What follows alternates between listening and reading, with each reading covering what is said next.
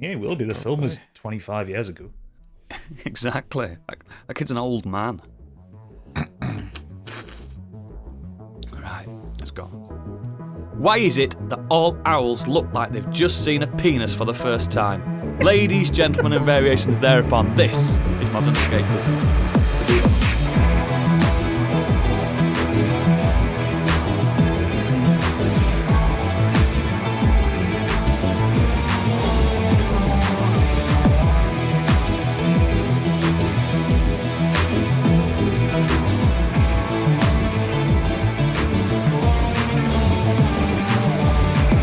Hey up and welcome to Show. My name is Oodles, the compare without compare. Joining me today, we have Editissimo extraordinaire and ball twat, it's Gadget. I'm gonna punch you one of these days. Yes, you are. I thought it was going to go with me then. Very soon. Also, mean. the voice you heard, he's one movie review away from writing, directing, starring and producing his very first film. It's Stig. Hello. What do you get if you take the F out of fart? Art, and that's what she is, a work of art. It's Candy. I'm also a work of fart, as most people will know. Everyone who knows me.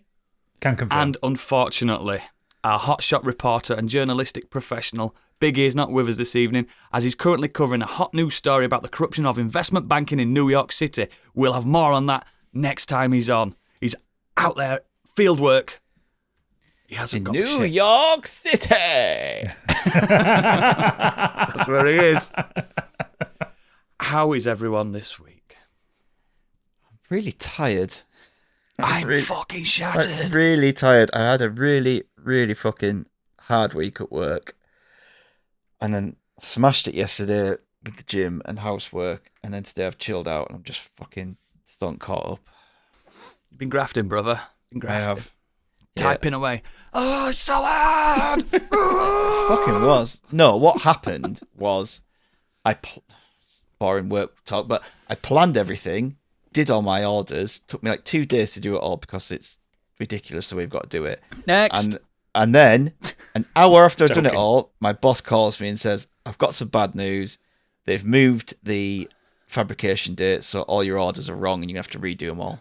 After I'd spent 2 days planning it all and ordering it all and doing it all. So I assume at that point you did what any normal human being would do, which would be flip over your desk and start a fire. Oh, I just started laughing. Descended into chaos. So yeah, it's been a week of literally just catching up, and it's just fucking Are you starting to wind down for like your Christmas break and stuff? no, not really. We don't. It's not like our industry has a Christmas break. I mean, we have. We're out at the office. There we but go. There we go. We are, but like the construction steel industry Carries on. It just carries on. It's not like it's a seasonal thing. People need building. How's work been for you, Candy? Come on, we may as well Well, get into this I'll work tell chat you, for a minute. I started to file my taxes, so I can tell you all about that. And I exciting. ordered some new recycling bins in, so that was quite good. Yeah. So you're compliant with health and sterilise safety. some stuff, it was all good. Made someone cry, made someone else fall asleep. Excellent. Yeah. Fall All in a day's asleep. Gadget. work. Yeah. Gadget, how's your work been this week? I've had no work on, but apparently I have some starting next week, so I'll have something to do for a change. Should be nice. Do you want to swap? Fucking hell. I know. All right. My work has been shit, and that is it. It's did, Christmas in however- retail. Yay. Watched the wrestling this morning, and I had a reaction to something in wrestling which I've never, ever, ever had before. An And I erection? shouted at my TV, and Kate was asking, "What are you shouting at?" I was like, "Something just happened in the wrestling, and it's disgusting, and I've never seen it before." You were fuming. A man drank another man's blood. Oh. They shouldn't be showing that. Yep, he had a Texas death match, and it was all based on the Are you pure sure it was hatred. really his blood? And the whole storyline was one of them had invaded the other one's house, and while his family and his children were asleep in there, and then they had started this fight, and he busted him open, and he was Swerve Strickland's bent over, blood dripping out his head, and he just opened his mouth, and it all just like dripped into his gob. And I was just like, no, no. Well, he's I got am now hepatitis. currently going to Disgusting. speak to Ofcom because I'm furious. But absolutely I will be writing a strongly incredible, worded and email. all the same. Now, Oh, it's pay-per-view, innit? Do what the fuck they want. Speaking of pay-per-views, people are paying to hear the breaking news, but it's not Biggie because he's on international coverage at the moment. Who's going to do it? So me, innit? It's always me. Stiggy's breaking news. You may already know, but he doesn't, because it's time for Biggie's Breaking News. God, so much pressure.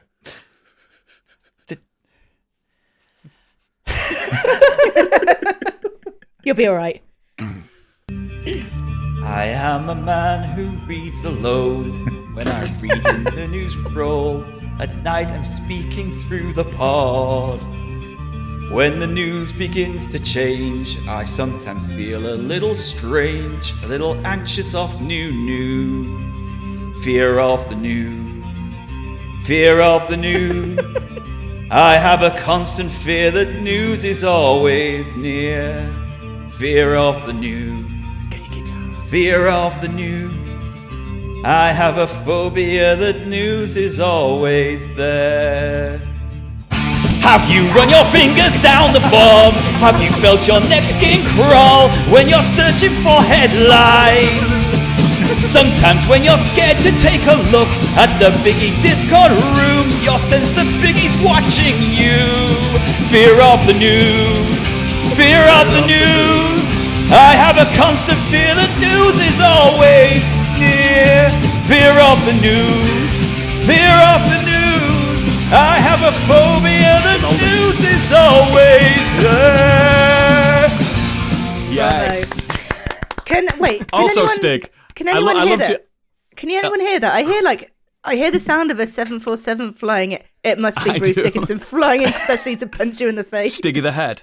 I loved you doing your Bono bit. Well, tonight, thank God it's them. You were like holding onto your. I don't know why I was doing that. Because you were in, Just you were felt in like, it, mate. You were just in felt, it. just felt right, yeah. That were beautiful. Iron Maiden would be turning in their graves if they were dead. But that was I mean, fantastic. one of them's dead. The original drummer. Yeah. And one of them's a zombie. A big 7-foot zombie. Yeah. 10-foot zombie. Take it away, Stig. You can relax now. Xbox creates its first ever official edible controller and a Wonka-inspired chocolate console. In partnership with the highly anticipated new Warner Brothers picture film Wonka, Xbox is celebrating the return of the world's greatest confectioner with a uniquely delectable gaming experience. Started today, or whenever this story came out, So fans we're doing can now... the weird world web first. Yeah, enter the official Xbox sweepstake to a chance to win the most extravagant and playful Wonka-inspired Xbox prize. So, If somebody got that for you, would you eat it? The only reason is somebody got me one of those Harry Potter chocolate frogs. You know, the ones that are really nicely presented in the box and everything. And the chocolate frog's like real, like it's a hefty thing. And I saved it for ages. I didn't want to eat it. I was like, got a chocolate frog. That's fine. It's in my cupboard. And then one sad evening, I was feeling depressed and I broke into the chocolate frog and I ate the whole thing and then I cried. Did it jump out of the window? No, it didn't have a chance. I don't think I could eat a chocolate frog. I always felt Apart weird from about that. Freddo. Apart from Freddo. We talked about that on Kenny Potter, didn't Kenny we? Potter, How like yeah. I don't they think I look could do like it. real frogs, like sentient couldn't do frogs. it. It's Do you know weird. them in Pick and Mix? Pick and Mix back in my day, little spies, 10p mix-ups. You used to get them little white mice. I couldn't eat them because they look like little white mice. I couldn't eat them I because couldn't it eat tasted them. like shit. What about the shrimps? Shrimps, yes, I could eat them I like because those. I do eat shrimps. So, do you know what I mean? I don't eat mice. I could eat a Freddo if they weren't so expensive. No, Freddo's fine because he's got clothes on. He's not real. He's got like a t-shirt on and jeans. Apart from he's demanding But a anyway, mortgage payment. Edible Xbox. So the Xbox Sure. Series X isn't edible. It's Just the controller. Just controller, yeah. Oh, they need to Oh. bring... Do you know what, though? They missed the trick by not bringing Wonka bars back because they were fucking mint. The crackly ones. Yeah, Yeah, they Yeah, I were liked great. them as well. But they were so nice. didn't they just become the Cadbury Sensation? No, Cadbury's Yeah, Sensations. yeah. Yeah, It's not the something same like though, that, is weren't it? they? When they changed the name, No. it doesn't taste the same anymore. Oh, but I get it. You can be. You're like, why have you done this? Because it was fun. It was a fun experience, wasn't it? Little Wonka bar with a little hat on the top. What does this say here? Xbox wireless control inspired by Wonka cut for the film, and 5 additional chocolate truffles uniquely crafted to complement your Xbox gaming adventures, including achievement hunting, delicious chocolate with a boost of energy ingredients, which help your long-term gaming focus. Boost of diabetes. The button masher, your citrus sidekick, extra kick with an X, and Wonka for the win. Yeah. Is there a Wonka film coming out or something? Rumors have it, yes. Yeah, it's Timothy Chalamet. Shyamalan. Timothy Shyamalan. Yeah, Paul Atreides is playing Wonka. His official name, Paul Atreides. He's playing Wonka. So she's going to be a young Wonka. Yeah. isn't he? It's a Wonka origin story. Little Wonka. Oh, that we all needed. Hugh Grant's playing the Oompa Loompas. Oh, shit, yeah, I remember. Yeah, he's in a jar, innit? Yeah. For some reason, I just forgot that exists. Yeah, I remember. I thought that might have already been out by now. No. No, I was always going to be coming out for December. None of them will ever be as good as the original. As scary and as I fucking love that out Gene there. Wilder Fucking film. hated it. Yeah, Gene Wilder got that Wonka is a really creepy, horrible person. That little roll he does at the beginning with his walking stick when he misses his walking stick is fucking incredible. I love Next. that film. Less said about the Johnny Depp one, the better. I've never seen it. This is not Wonka in review. Next. Speaking of Xbox consoles, the perfect way to play the Bluey the video game is with the Bluey Xbox. Looks awesome. It does It look does. awesome. It looks great. So adorable. It looks fucking incredible. I don't even know what Bluey is. No, it's a cartoon that's come out basically about 2 years too late for our children. And When I were younger, Bluey were a different thing. It was a film you got from a dodgy ice cream man. but I know that parents of young Denise kids joke. swear by it that it's a really good Oh, TV yeah. show. It's but like yeah, when my kids were little, it was all about what was that one called? Wiggles, but that turned out to be bad, didn't it? Did it? mine were Ben and Holly. Apparently. They liked Ben and Holly. That was Yeah, good they fun. like that as well. Yeah. And Peppa Pig. Oh, fucking Peppa Pig. She's so mean to her dad. Yeah, you don't want Peppa Pig. She's awful. She's horrible. She's fat But, shames. I mean, Bluey's great. I will happily watch clips of Bluey on TikTok. Like, it's really Nothing funny. wrong with that, mate. Really funny and well put together and well animated. It's a fucking great looking console. Yeah, it is. It's just Bluey in square form, isn't it? I would have that. A proud display in my front room. And when I bring people for dinners and go, look, there's the Bluey console. You know what I mean? Like you would Pride bring of people over for a place. dinner Put party. it in the middle of the Just table thinking, around like, dinner. fuck off.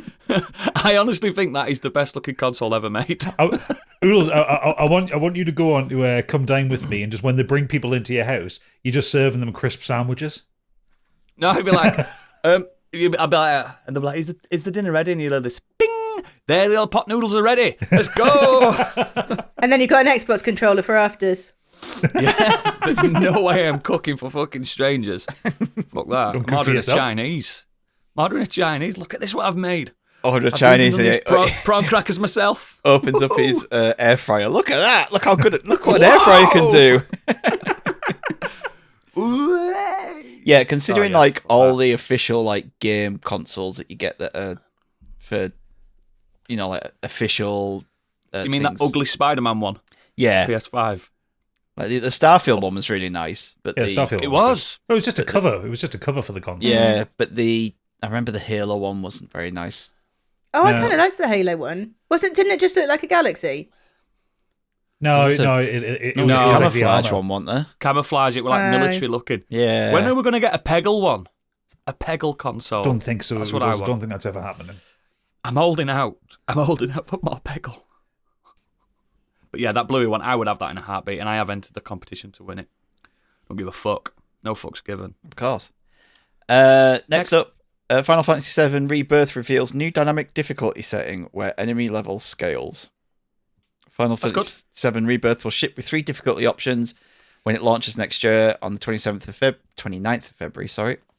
So The first 2, easy and normal, are exactly what you expect, and then the new third will be called dynamic, and enemies will scale up to your level. that's cool. Which is good because They did that in Final Fantasy VIII, the original. Yeah, they did. Every time you killed and you got experience, so did the enemies in the world, including the bosses. Mm-hmm. I mean, Final Fantasy VII Remake, when you got about halfway through it, it got so fucking easy if you'd leveled up properly. Yes, it did. If you did all the side quests, you just rinse through it, and the climatic ending battle's like Yeah. just laughing at it.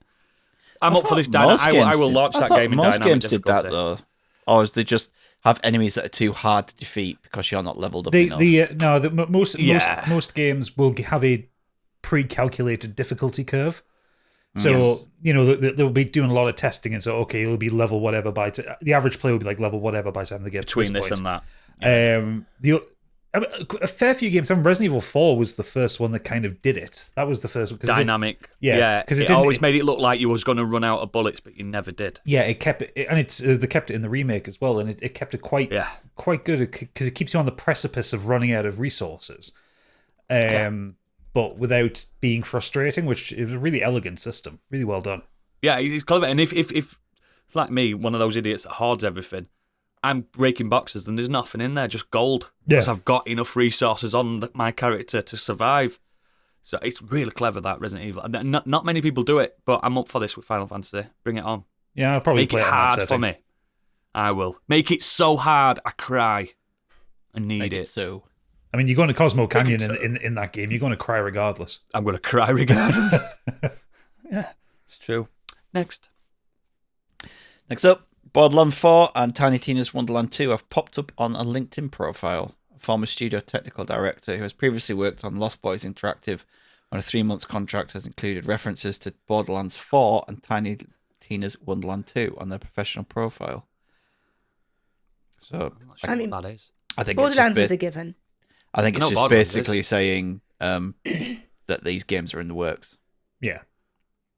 I mean, I yeah, just- it makes sense. It makes sense. I mean, Borderlands 3 was what, 2019? Is that Gearbox that do those? Yeah. I thought they were having issues, weren't they? Everyone's having issues. Gearbox is always having Yeah. issues. Mostly Randy Pitchford, to be fair, but He is Like, the He's issue. the issue. he is the issue. He's so greasy. I was quite surprised and quite happy to see like Tiny Tina getting a second game because Tiny Tina's Wonderland was really good. Yeah, I really enjoyed it. What is that? It's- I recognise the name. It's a spin-off from Borderlands 4. So in Borderlands 4, Borderlands 3 rather, or was it maybe Borderlands 2? Tiny Tina is playing a game called Bunkers and Badasses. It's like a D&D rip-off. And you do a level where she's like the game master and you go into Dragon Keep and kill a load of shit. You're still shooting though, yeah? Yeah, you're still shooting, yeah. They basically span that off into its own game. So you have like a tabletop overworld and you kind of go around and it's all fantasy based and That sounds good. it is good. It's not quite structured the same way a Borderlands game is, but it's fun and there are some dice rolls in it and lots of big guns and fantasy monsters to kill. And I Tiny found like it quite a a lot dice easier. roll. It was quite a lot easier than Borderlands. I think it was aimed at a slightly younger audience. Tiny Tina's It was, narrating all the way through. I just remembered That's it was DLC to Borderlands 2. I think the original Tiny Tina game. Yeah, Assault on Dragon Keep, yeah. How small is she? She's like 14 years old. She's not like tiny. Oh, she's tiny. Not super tiny. She's not like a dwarf. No, she's just a kid. Not like Thumbelina. Oh, Thumbelina, yeah, there you go. But Cool. she's quite taken by and obsessed with explosives and explosions. So, it stands to reason that she fits in the Borderlands universe. It's bad parenting, that. Bad parenting. Doesn't have a parent. Oh, sorry, Tina. That Sorry, explains love. it then. Didn't have a parent to teach her all about how not to blow things up. That's it. Not her fault. PS5 Twitter integration now offline. Sony said it would be ripping the functionality out of its current gen systems, but the move was actually made a day later than planned as the PS5's integration with Twitter is no longer online. There isn't an app called Twitter. Not anymore. Doesn't work. Oh. Xbox did it. PS5 have done it. Lots of advertisers are doing it. It's right It's what you going guys are down saying the this year. It's going. toilet. Yeah, it's definitely not lasting. Twitter X is not lasting. It's not going to last unless he just dumps it and then someone else comes along and brings it back to life. You know what I mean? Sprinkles it back. But this is the death rattle of that site, isn't it? It really is. It's all because I mean this one, the PS5 and Xbox have come off it because basically Elon Musk started wanting to charge for the API access. So the actual method of connecting the console to the site. So they were just like, no, we're not paying that. We're not charging our My users for it. PS5 has never ever been able. Do you know when you send video captures or picture captures to Twitter, and mine's linked to Twitter? It's never ever appeared on my Twitter feed for some reason. I don't know where it's going. Don't know where it's going. Sorry, you don't need to anyway now. You literally I just do it on my log up. phone. Just Just log up Yeah. the PS app and just download It don't work them on the off app either for me for some reason. I must have blocked something when I set it up. There'll be something in the settings I've not ticked. And for some reason, they don't even pop up on the PS app or anything. You know how the trophies, it saves the picture automatically? Yeah. It's never done it for me. Oh, PS4 I used to stopped do but doing that. nothing comes up. It's like I've not even played a thing. Oh, you sure you're clicking on the right thing? Because you have to go into Probably a not. certain option to see the pictures. And It is stuff, me. So, yeah. I've probably not clicked on the right thing. Next. Yeah, fuck it. Fuck Musk. Anyway, next. The Last of Us Part 2 remastered for PS5 confirmed for 19th of January 2024. Those who already own The Last of Us Part 2 on PS4 can upgrade for £10 or dollars. PlayStation Network previously leaked the remaster, which features a brand new roguelike survival mode. Yes, not As well as a bevy of gameplay enhancements. It will feature a new roguelite survival mode called No Return.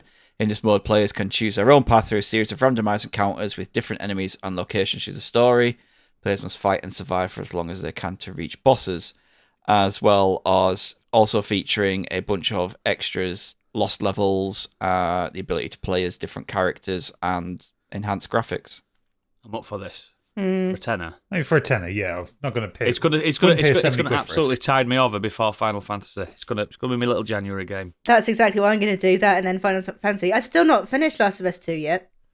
I got 3 hours in the first I need to time go round. back. I need to go back and finish my my hardcore run, my Iron Man run of it. You know, once you die forever. Yeah. Because I died at the second part of that game's story, and it was a nice poetic ending for that character to do with gravity, but but yeah. Did you fall off a building? I fell off a building.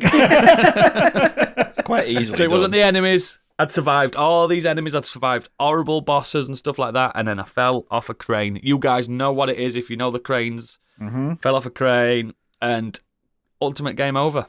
You save data wipes. Done. That was that character's arc. It's Never quite mind. poetic. I need to do it again. You've not played it yet, have you, Gadget?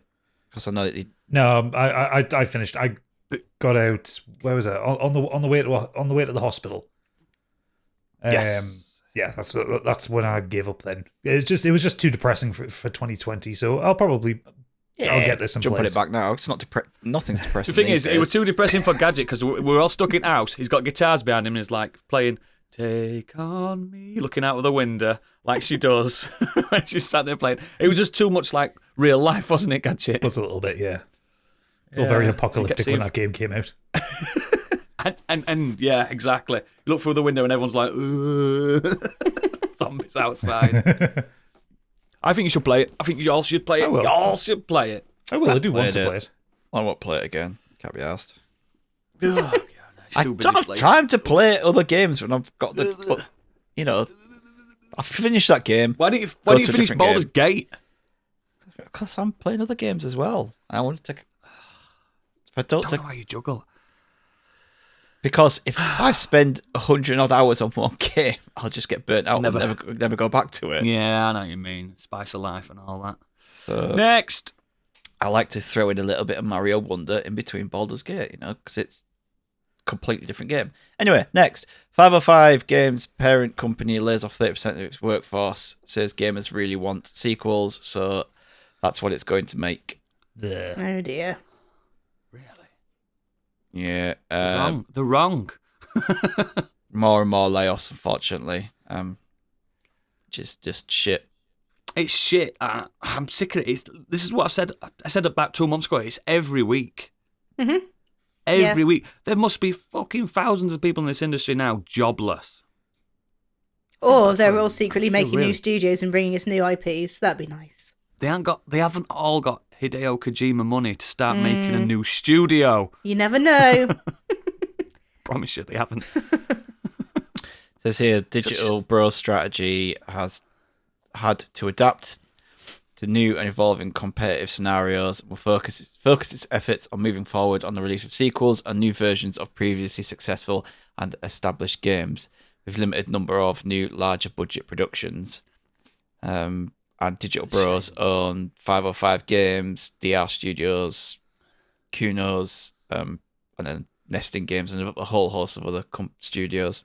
Yeah, it's 505 were massive, weren't they? No, 505 are kind of still massive because they hold like publishing rights for Control, Death Stranding, games like that. Yeah, So. big games, yeah. Yeah.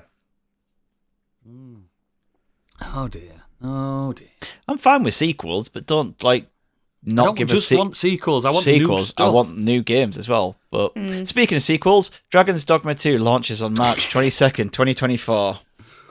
Rapid news. Following the 18 rating received earlier this week in Saudi Arabia, Dragon's Dogma 2 has been rated by the European equivalent. PEGI, the rating is the same as 18, and it comes with warnings of violence in-game purchases. With a Violence in-game purchases. It comes with warnings of violence and in-game purchases. That's why it's been given an 18, because it's been getting purchases. With the latter suggesting there'll be some form of microtransactions. Boo! There wasn't the last one. It's dated for Friday, March the 22nd, 2024. March 22nd. I don't think I'll have time for it, but I want to play it. I'll play it. I enjoy I've the got first other Dragon's stuff Dogma. on in March. Other games to play in March. First Dragon's You'll play Dogma was eventually. a very weird game. I liked its weirdness. I really did. I think a lot of people bounced off it because it was marketed as a little bit Dark Soulsy, and it kind of really wasn't. I was about to say I had a great couple of months because I got Dark Souls and that in the same couple of months. What a good fucking few months of gaming that was. Oh, Just yeah, dark definitely fantasy. was. Definitely was, but Dragon's Dogma I always thought was closer to like Dragon Age Dragon Age than anything. Quest-wise, yeah, Yeah. absolutely, yeah. And yeah, I suppose. There's some funny pawns, though, weren't there, when you did the pawn system and some random little creature turned up and it's like, here's Noob Master 69. He's like, little goblin thing. I like the pawn system. It had some great ideas. It also had one of the worst openings of any game I've ever played. Like Ever. It took ages to get out. Just get it. As soon as you got into the open world, it started making sense. But that first like fishing village that you start in, And the wagon, having to follow the wagon for 4 hours. and to follow the wagon, having to fucking stop that thief, and it's just working out for ages. Oh, you've got to grab him because you can grab things in this game. Oh, fuck. You can play that game for 5 hours before realising, the game hasn't started yet. Yeah, really, really terrible opening. But once you get past that, it's so good. I bet they've learnt from that this time. Especially if Fucking they're going to hope go they the Monster Hunter World route where, where the main Monster Hunter World more accessible and Yeah, they had really good onboarding. People forget how good that onboarding was for Monster Hunter World. It just got you in there. yeah. Same for Rise. And I hope they do that for this. I really do. Plus, it'll be on the RE engine, so it'll look beautiful. Oh, yeah. Just think of the food on it. The food. Ooh. Next. The Knights of the Old Republic remake is reportedly dead. At No! last- What? I was nodding then. Giant Bomb's Jeff Grubb has to say on Friday morning during his Games Mess morning show. I want to clear it up. The game is not being worked on right now. Fuck. Just full stop. The game is not being worked on anywhere at any studio. I screamed when me and Gadget streamed that fucking Yep, you did. thing. It's one of my top 10 games of all time, KOTOR. I guess I'll have to go Fuck's back. sake. I guess I'll have to play the original. It's still so good. I play it on my phone because you can get the phone version or the Switch version's really good. But do you know who the financiers of this game was, Oodles? Is it Embracer Group? Yes. Yeah. Okay. There you go then. Okay. I was so buzzing for this, and I was like, "Take your time, guys. Take your time." Now it's never coming. Nope. So you can fuck off. It was Done being with gaming. It was being worked on by Saber Interactive as well, who were pretty good at doing remakes and ports. I think it's my favourite BioWare game. Absolutely. Back when BioWare were good. Remember when they made games? Remember when they made good games? Oh God, it's so good. If you've not played KOTOR, guys, play the HD version on Switch. It runs fine. It didn't used to run fine. It does now. I've got a copy of Lovely. both on Steam. You can get I'm gonna say the Steam version. You can fucking patch it to make it look amazing. You can mod it. I've seen some right mods for that. Yeah, play it. Play it. Next. Next up, you can finally fall for Rusty in this Armored Core 6 dating sim. Upcoming Armored Core 6 dating sim. Armored Core? No, a moored core. Armored Core, yeah. It's I love that. Developed, not just out of love for the latest From Software game and its characters, but for the community that rose up around it. Beth Shaw was introduced in the Armored Core franchise by her boyfriend, who has been an avowed fan of the Giant Mech video game series throughout their relationship. Both Shaw and her partner worked in game development, but both of them got laid off from their jobs. It sounds so they're making this. Yeah, they make this. Basically, she was playing the game. Rusty's great. And Rusty's voice actor Chris Hackney comes in. He plays Dimitri in Fire Emblem Three Houses, and that was a very thirsty character for the ladies, character. Especially after his change, his character development midway through. People are like, oh, he's got an eye patch. Oh. What I've learned since getting into Armored Core is that the fan base are a collection of degenerates. They want to shag machines as well. Well, not necessarily that, but I go into the Armored Core subreddit, and I'm looking at I'm trying to look for builds and what's a good thing to beat this boss and get S rank in this mission. It's people doing fucking anime weeb fan art of the fucking mech of the characters within the mechs falling in love with each other. And this game has now come out of it, and it's just like she's a really good artist, but I'm like, no. You are definitely buying this gadget. You are 100% buying this. I don't want to buy this. I'm buying it. It's fucking creepy. I'm going to gift it you. Is it as good as Cyberbong or whatever it was? Cyberbang? Yeah, I think it's the same principle. Cyberbang was good. That was brilliant. But yeah, Armored Core 6 dating sim, man. Fuck's sake. I played that gay bear dating sim other month. That was brilliant. That fantastic. Have you seen that?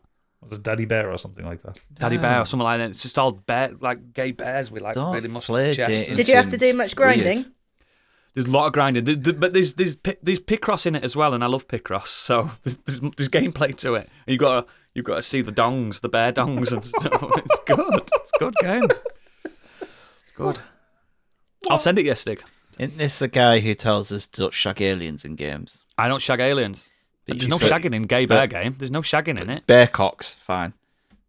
They're like man bears. Man bears, not bears. So Halson then. You fucked Halson. Bears, I mean gay bears, like hairy men. not rah bears. I don't know. Okay. Well, 10 out of 10. I was on the same page as you, Oodles, just so you know. Yeah, thanks, mate. Pass. Come on, read the room, Stick. Wait for you to turn next. I did. No, you didn't. Next. Warner Brothers is reportedly now allowing filmmakers of Coyote vs. Acme to shop the movie around after backlash. So following its shelved footsteps of Batgirl and Scoob Holiday Haunt last year, the studios decided to put another film, Coyote vs. Acme, which starred John Cena, on. Basically, they were going to shelve this film again. It's a live-action animated following Wild E. Coyote, who, after Acme products fail him one or too many times, decides to hire a billboard lawyer to sue the Acme Corporation. However... What? Hang on. So this is a courtroom drama about Wild E. Coyote? Yes. And we're not bringing it out? However, after filmmakers rebelled, the studio now allowed director David Green to shop his live-action animation hybrid movie to other potential buyers instead of shelving it for tax write-offs. But obviously people are extremely pissed off with Warner Brothers because, again, this is the third time they tried to do this. Keep doing it now, don't they? Yeah. On completed films. Batgirl was finished, wasn't it? Batgirl had some post-production CGI and stuff to do, but the actual filming of the actors was all done. Scoob is a complete film. It is complete. There's nothing left to do on it. I'm alright not seeing that, though. I'm alright with that. Yeah, but it doesn't matter. People worked on it. Yeah, there are fans. There are fans. And they just shelved it for tax reasons. People spent their time making this film, and then wanted it to release, yeah. Nah, we'll just get a tax cut on it. How much do you reckon the rights to distribute that would be and promote it? Because we could launch Emmy Films. we could launch the Wile E. Coyote versus Kramer or whatever it's called. Coyote versus We could Acme. do it. Yeah, we could do it. It'd be great. Could be our first film feature. It's already done. We'll just distribute it. Patrons, Vote with your wallets. They're not even putting it on HBO Max, though. I don't get this. Like, It's Just- free to put on. if you're not going to put it in the cinemas, just put it on your fucking streaming channel. Because the whole because point of it is. because I think if they're trying to write it off for tax purposes, they can't. Like They can't put, distribute it, can like yeah, if they put it onto HBO Max, that counts as them distributing it. So that Yeah, means they it's have a to pay product tax they on it have to then. pay the tax on. Yeah. Do you want to know why it's probably being touted around than the others haven't? John Because Cena? James Gunn worked on it as an executive producer of it as well. And he's got power. He's got power, hasn't Yeah, well, he's head of DC Studios there, he? so Yeah. So he's like, I'm not doing this unless you bring out Wile E. Coyote. Do it. I think I'm probably more. I'm up for that. I think probably more. He's just been around to someone's office and stood on their neck and say, "Fucking do it." Yeah. Also, I'll get Dave John Bautista Cena to come and get you. He's mates with Dave Bautista. Never forget that. Never Well, forget that. he's mates for Cena, and Cena's in the film. Exactly. Could have them both. Don't want them Speaking- two standing on your neck. Speaking of John Cena, Roku announces that it's greenlit a celebrity talk series, What Drives You, hosted by John Cena. Cena's first ever talk show and is one of the executive producers for it too. The 8-episode series is fueled by Cena's passion for cars, conversation, and entertainment. All right then. I think he's a very charismatic man, and I would watch him. Of course he is. You don't get as I think he's big in the I think in he's- WWE if you aren't, do you? Some do, mate. You know that. I Not- do not think much. he is one of the most charismatic wrestlers we've had. Like, he's up there with The Rock and stuff, isn't he? Yeah. In each Ric episode, Flair. he'll hitch a ride with a new guest for an in-depth interview and curiosity-fueled excursion as they discuss a wide variety of both laugh out loud and deeply personal topics. I'm up for it. Bring it on. Imagine if John Cena's program becomes bigger than Top Gear. As long as he doesn't, I don't want it to come across as fake because John Cena can come across quite fake every now and Yeah. again. He can ham it up, can't he? It also just sounds a bit like comedians in cars getting coffee. Oh, yeah. Which was good. That was Letterman, wasn't it? No, Seinfeld. No, as that as was long as it's Seinfeld. not, That was Seinfeld, that one, wasn't it? Carpool karaoke. Yeah, as long as it's not that one. I was thinking I've it never too. watched that. I've never watched Do you that. want to know the worst thing about that? Is that he doesn't drive, yet he acts Yeah, Gadget like told he me does. once. He showed Yeah, me it's a on- picture where it's on a He truck. looks like he's there doing all the signals, moving the steering wheel and everything, singing cats. but he's pulled by a truck in front of him. Yeah. It's probably an insurance thing. That's so weird. Yeah, but That's it's just such a weird premise for a show. Who the fuck would want to watch him singing? Fuck is wrong with people?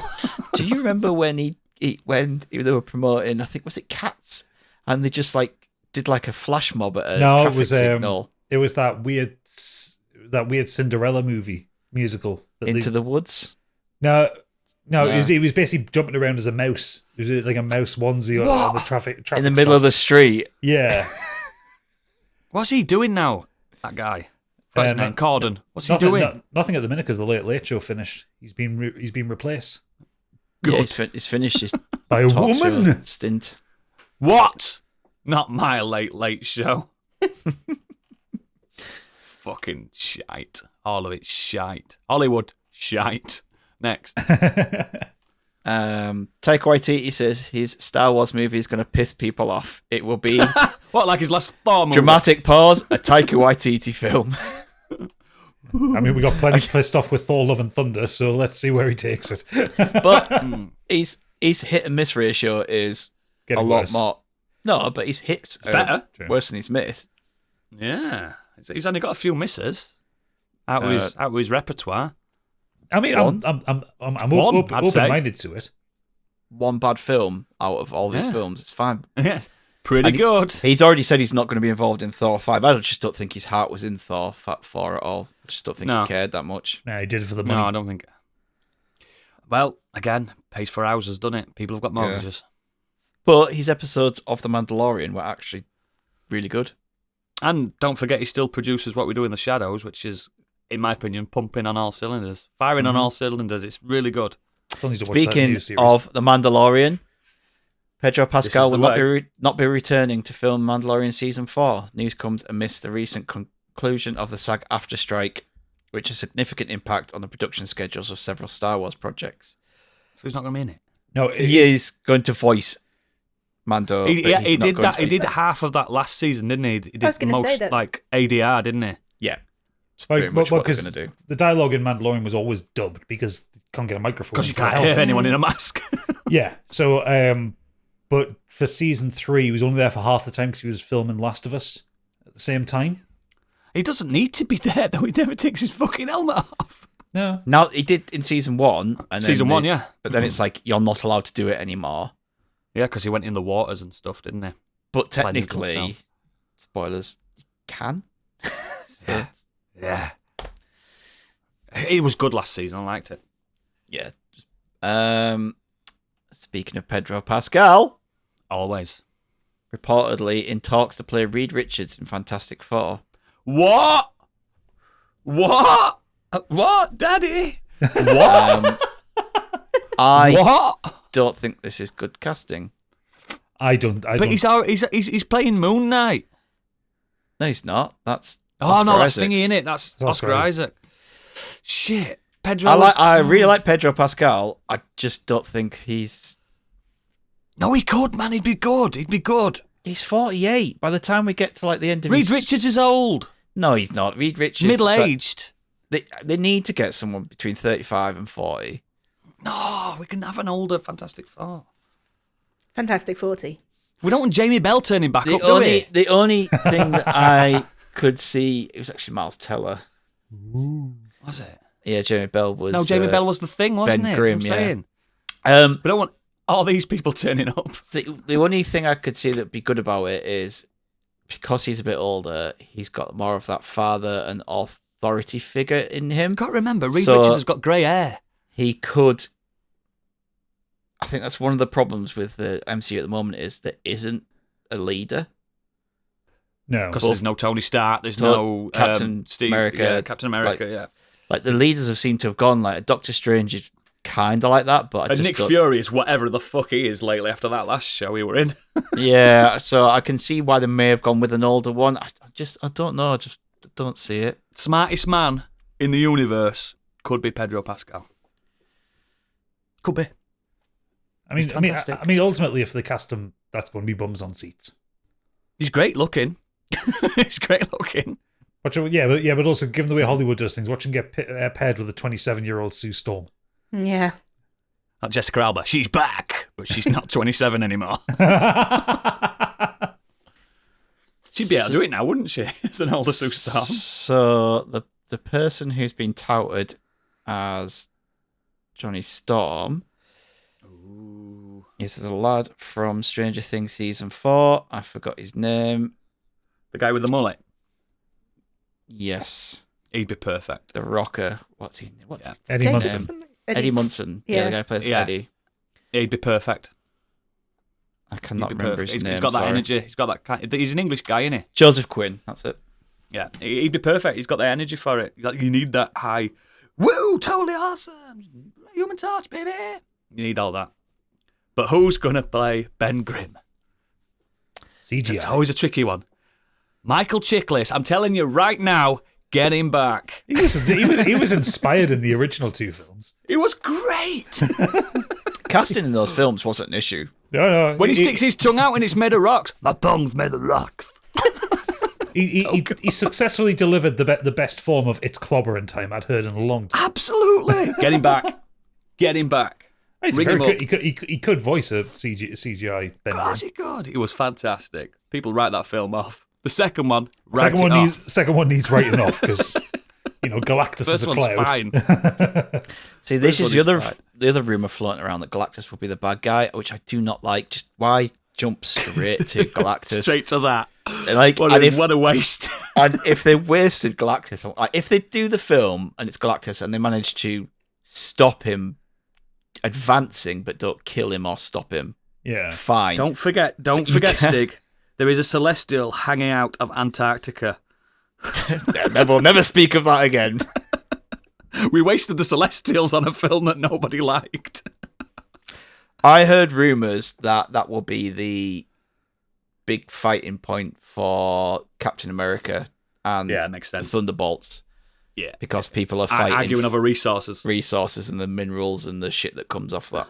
Yeah, So 10 films later, we will acknowledge that the Earth is on a different axis. See, well, this is the problem, right? This is what I was listening to Welcome Empire to Marvel podcast this time. week, and they said that one of the biggest problems is that nothing's been kept in people's minds. We're just going from one film to the next film to the next film, whereas in Phase 3 between Age of Ultron and Infinity War, all linked. Characters all kind of cropped up, even if it was small parts. Even Doctor Strange had a small bit in Ragnarok to remind you, here's Doctor Strange. Everything was kind of linked. Things were kept at the forefront. Like, you were reminded this is going on, even if it wasn't the main story. Yeah. None of that's really happening with the MCU right now, and it just feels so disjointed. Shang-Chi, like, there isn't even a Shang-Chi 2 announced. Where's he coming up? The end credits for that film was... Shang-Chi 2 has been announced. It has. Yeah, I'm sure it has. Yeah, but there isn't actually a release date or anything. There's nothing like... Yeah, just it's coming because out. Destin Daniel Cretton, he's left the direction of the Kang Dynasty to focus on Shang-Chi 2. Yeah. When is Shang-Chi 2? Like, is it going to... Like, the end of that film leaves you with this link up with Bruce Banner and Captain Marvel and all these other things going on, and you're like, shrugged. Could it Like, be that possibly the people at Marvel have no idea what they're doing with it? Yes. They don't. Next year, there's not even a Marvel film out. They've literally pushed everything Good. back, apart from Deadpool 3, which I don't even think is going to be... That'll just be jokingly in the MCU, won't it? Yeah, I can see Deadpool 3 being its own film, and then right at the end, he'll just teleport into the MCU. Yeah. Like Like Venom. It won't even be... Yeah, exactly, like Venom did, yeah. But yeah, Exactly what it'll be. Yeah, with It's a shame. But yeah, that was the Marvel chat. Over. Yeah. Next. We could go all day, Stig. Yeah, we could do. BioShock movie director promises Netflix live-action adaptation will have some new twists, which will surprise fans. Oh no, that makes me worried. Yeah, I saw that. That's exactly what We I don't thought need when any I new saw ones. that. It's fine. No twists. Apart from the one that's in there. No, there is Yeah. no twist. Yeah. Shh, there is no twist in that. Wink, wink.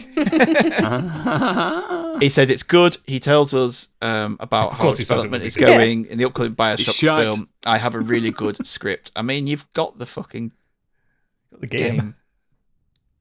Oh, the The book game as has well. enough lore just to do that. Just If to it do gets that. the atmosphere right and the way it looks, that's one really important But we could do aspect. you could have a really good action romp, like 20,000 Leagues Under the Sea style thing. You know what I mean? Like Quartermain style. You know what I mean? That kind of Here's old classic steampunk fucking. I know, but here's the problem. He says it's known for its twists and turns. Lawrence also promises that he's going to keep things fresh for die-hard fans of the original. Now, I'd argue that the one thing that made The Last of Us so successful was, bar that episode 3, everything was pretty much as it was, Yeah. and people liked it for that. Yeah. Yeah. It told the same story effectively in a different medium. Yeah, fans Yes. tend to not like it when you go off script and produce something because you think, oh, this will work well, and then it doesn't, and then they miss out all the good stuff. I agree. It's a tough one, innit? What to do? What do you? You know, I wouldn't. I would. Don't I adapt to would video not want games? that job. Don't adapt video games? You mean do original ideas? Original ideas? Especially considering this BioShock movie has been touted since fucking 2008. Like, it was originally, what the fuck was his name? Gore Verbinski was doing it at first. Gore Verbinski, yeah. I remember this film being announced before I'd even. I think wasn't the third one out by that time. No, I'm saying it got announced originally announced the year after the first game came out. Oh, the first really? Oh yeah, it was because it was such a massive hit, and you know what 2K are like? They don't want to waste any time remonetizing something. No, of course not. So it was. Wow. Gore Verbinski took it on, but then That would have been surreal. I think he ended up dropping out of it because he decided to carry on making Pirates of the Caribbean movies. Pirates, yeah. And then it's been through like 3 or 4 of the directors and writers over the years. It was a Netflix series at one point as well, wasn't it? Yeah, they've made it now to a movie. Who directed Waterworld? Kevin Costner, wasn't it? His passion So project. the writer of Give it this, to him. the writer of this is the person who wrote Blade Runner 2049. Okay, I'm That's all right. slightly encouraged. That's a good thing. Great. The sequel. director is the guy Uwe who... Boll. directed the Hunger Games films, I Am Legend, Constantine. So he's got an eye for spectacle, if not pacing. Yeah. So I don't know. we Shite. shall see. Yeah, but it doesn't look bad. No, it does not look bad. It does not look bad at all. Like I said, that's one challenge of this film. You got to make it look good. I'd give it to Ridley Scott, me. Speaking of Ridley Scott, There you go. Ridley Scott on historians having criticism about Napoleon. Oh, God. When I have issues with historians, I ask, "Excuse me, mate, were you there? No? Well, shut the fuck up then." Yeah, I love this. Angry old man telling everyone to shut the fuck up. The last He's been angry 5 for a years, long time. he has not given a fuck. Anyone has He any hates problems, critics. he just says, "Fuck off." No, he Fuck off. doesn't just hate critics, he hates people. Apparently, it's a good film, though. Yeah, I've heard It's- good things. It has started to drop the more people Has start it? to watch it, yeah. It did start with some glowing reviews, didn't it? Yeah. And I love Napoleon. I love that time in French history. It's not I'll that watch long it. ago when you I'll think watch about it, but I don't think I'm going to go to the cinema to see it. It's gone down to 66% on the tomato meter. Yeah. He originally wanted it as 4 hours, didn't he? He's had to cut it to 2.5. Yeah, it's 2 hours 38. So that means he will release a 4-hour cut in a few years' time. On Just 4 just Blu-ray watch discs. the 1927 film. That's like 6 hours long and Yeah, silent. it is, yeah. Dialogue, great dialogue. 5.5 hours long, that film is. Meant to be really good, actually.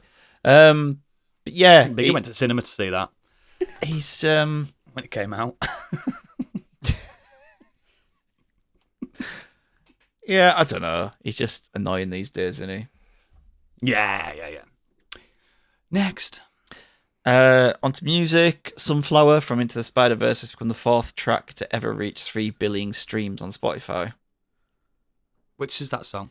Sing it to me. Give me a song. Give me some lyrics. Post Malone track off Sunflower. Sing it. Off Spider-Verse. What does No. it sound like? Come on, you can do it. You can do. You I'm want not to doing do it. it. I've already sung tonight. You only get me once. Oh, it's on the tip It's of your a- tongue. I saw it. It's a good track. I like it. Maybe Gadget will put it at the end of this episode, and I will listen to it. Probably not. It's Post Malone. I don't like Post Malone. Yeah, but that's a don't good know song. Really, what Post Malone is? I know like it's that guy with the Primo tattoo myself. face, isn't he? Yeah, Tattoo it's face more boy. of a. The card collector. It's more of a. It's not a ballad, but it's not like a rapper or anything heavy. It's quite fits with the Spider-Verse film. It's not as good as Chad Kroger's Hero, is it? Nothing is. No, nothing is. That I will put at the end of this episode. I'm so high. I'll sing that one. I was being sarcastic. Someone edited that into the end of No Way Home, and it works really It does, well. yeah. Does it when he's swinging at the end? Yeah. Fuck. Wait Chad, for you've done it a again. hero to save us. Not gonna stand here. The most defiant waiting. man in rock history is Chad Kroger. With the worst hair. He's defiant with the worst hair. Onto sports. Kurt Angle has revealed that a movie about his life story is being made, and will probably start filming next year. Bang into that. Yep. That man has been through a lot, so if it's warts and all, it could be a really good film. Yeah. I hope it is. He's very open about his issues and his drug and alcohol abuse and addiction, and if it's, like he's done a lot though. He's a very accomplished. Well, he athlete won as well, an isn't Olympic gold medal. Olympics, yeah. with a broken freaking neck. Wasn't it like a Greco wrestling or something then? Something Yeah, like that. so isn't it's but he broke real his neck. wrestling, as they call it. Yeah, it is real wrestling. He broke his neck and basically just said, like, shoot me up with painkillers to get me through. Yeah. And he gold. did, and won the gold medal. And then obviously he had his stint with WWE and then kind of I left like there him. when he was having issues with abuse, substance abuse. Then he went to TNA for a bit, where he kind of was in and out of abuse and the system and whatnot, and then he's got himself clean. Good. I'll watch that. I always liked Kurt Angle. He was never my Yeah. favourite, but I always liked him. Oh, he's so good. Cool. Next. That's it. So, the one to the weird world web. Biggie did put one in here about Nestle axing Caramax after 64 years. I wasn't that Fine bothered with that. about that. Yeah, whatever.